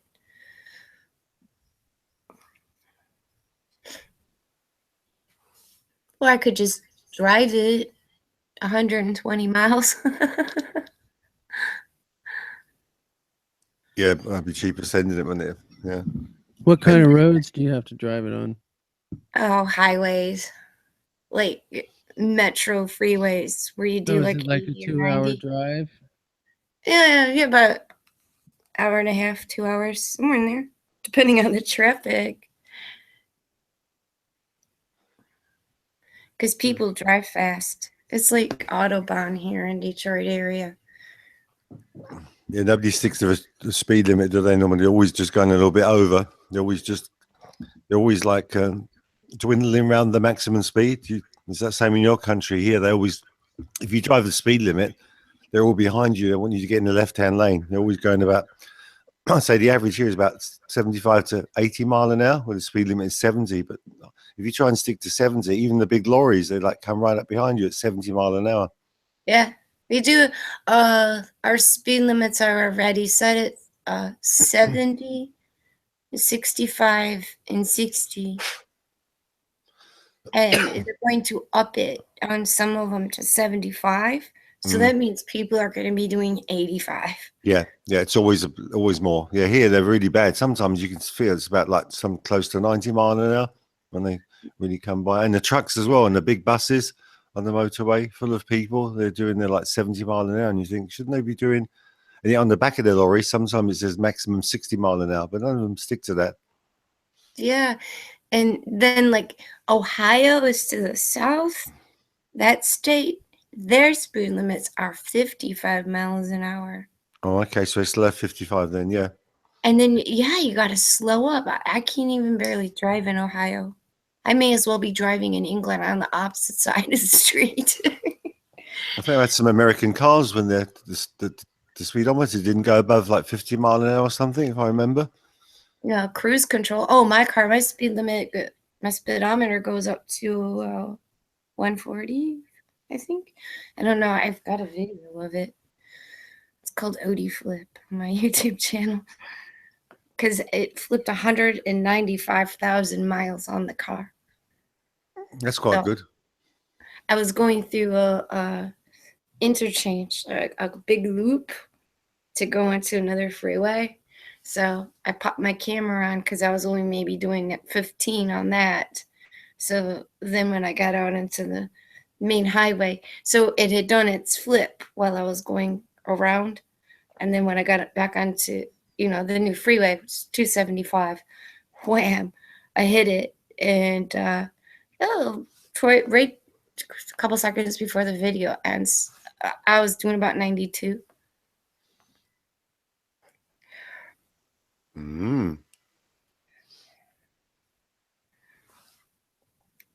I was running out of lanes, so I had to get around the car that was already doing 80. Okay, yeah. Oh, yeah. Just punch it. Punch it. Nice fast car.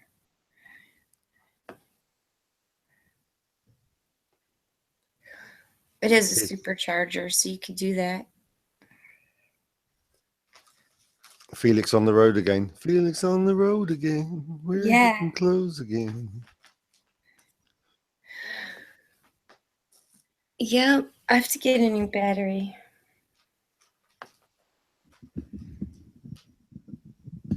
My co-worker, his dad just gave him this truck called the Lightning. It's made by Ford in 2000, and it was like customized. It's a Ford truck, but it's like customized, and it's a race truck. Mm-hmm. It's all lowered and stuff with mag wheels with the supercharger engine. And nice. He said his dad used to be a race car driver. Like he drove Formula 2 cars. Like he was an American race car driver. And so he had this truck that was like a race car truck. Yeah, we got a rat. It was called the Lightning. You could probably look it up. It was actually a stock supercharged truck. But like kind of customized, but stock. Yeah, okay. But stock. Yeah. Oh, okay. Yeah. Yeah, the pickup trucks are nice when they're slightly customized. Yeah, Dave just traded the Chevy, the 50 Chevy, for a 60 Ford. It's a small pickup. It's a rat. It's all ratted out. A 50 Chevy pickup or 50 Chevy car? He traded a 50 Chevy car for a 60 Ford truck. Oh, okay. 50 Chevy car. I had a couple of those. I had a 56 four-door Chevy. That was before 57. 57 was the most popular. The Bel Airs. They had the big fat the side moldings on the side, those aluminium going up to the big thins. The 56 didn't have those. That was 56 and 55 was almost like the yellow cabs in America. That type of shape. Yeah. The 50, it was a fleet line, so it kind of like had a slope back. Okay. Fleet line, I loved that car. I loved that. We had that for 13 years. And I was like looking forward to going out cruising in it this year. So he's like, I want to change. And I said, oh, and he said, I want to change. It's all right. But think about it, so we really did think about it. And he took the tires off, the wheels off today to put new tires on it. And he's got to take it in for, I think, to do a couple of electrical hookups because it wasn't finished yet, and replace the motor mounts. Anyway, we'll be on the road. It's in the garage right now. Yeah, the motor mounts normally get like petrol and something, and they start deteriorating over time, and then the engine starts rocking. You can get like a da because the engine will be rocking quite Well, far and it was hitting on just like, something. yeah, it was just placed in there, so not too long ago. So what has to be finished in it is just gonna have to be pulled a little bit anyway. So they just left it. He just told the guy to leave it like that when he bought it. I guess the fellow ran out of money to finish the restoration that he was doing with it. Yeah. So, but it's in really good shape. It's all solid. No rust. What year's that one? That's not the other one. 1960. So there's a really interesting front grille on it. What model again? He was trying to say. I've forgotten now because you said there was no one. Ford. It's a very small Ford pickup truck. I'm not exactly sure of the model. I never really got into those. It could be El Camino. If it's a Ford, it won't be El Camino because that's Chevy. No, it's a small truck. It's a small truck. It won't be an F100 because the F100 is like quite big. F250 and all those ones. Yeah. Yeah. We have a 78 150, and that's pretty big. That's lifted. Yeah. And then I have my GTP. I don't know that one. GTP. Pontiac Grand Prix. Oh yeah, Grand Prix, yeah. Pontiac. That's right. I remember you was telling about that before, yeah. Yeah. That has the supercharger in it. That's my baby. Built it. Love it. Gets a bit of a sleeper, that car. Yeah, it's like the Grand. It's like the Buick. No, it's pretty small. It's a coupe. Yeah. The Buick's made the GNX. And you guys remember the GNX? They had the V6 with the supercharger, like blue, like cars, a lot of the V8s, like the thing. It's called the Buick GNX. 2-door, normally in black with the alloy wheels. That was quite popular. Yeah, model. Lucerne. We have a Lucerne, a Buick Lucerne that has the 8-cylinder in it. It's basically a Cadillac engine. They put them in the Lucerne. So that's 2006. That's newer. That's only been driven about 20,000 miles. So. Because you still got Pontiac. You've lost Oldsmobile now, haven't you? Oldsmobile's gone. You still got Buick and Pontiac. Are they still?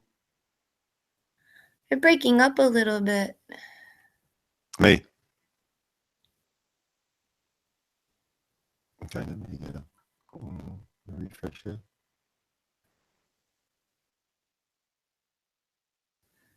Dave? Hi there. Is that better? Hello?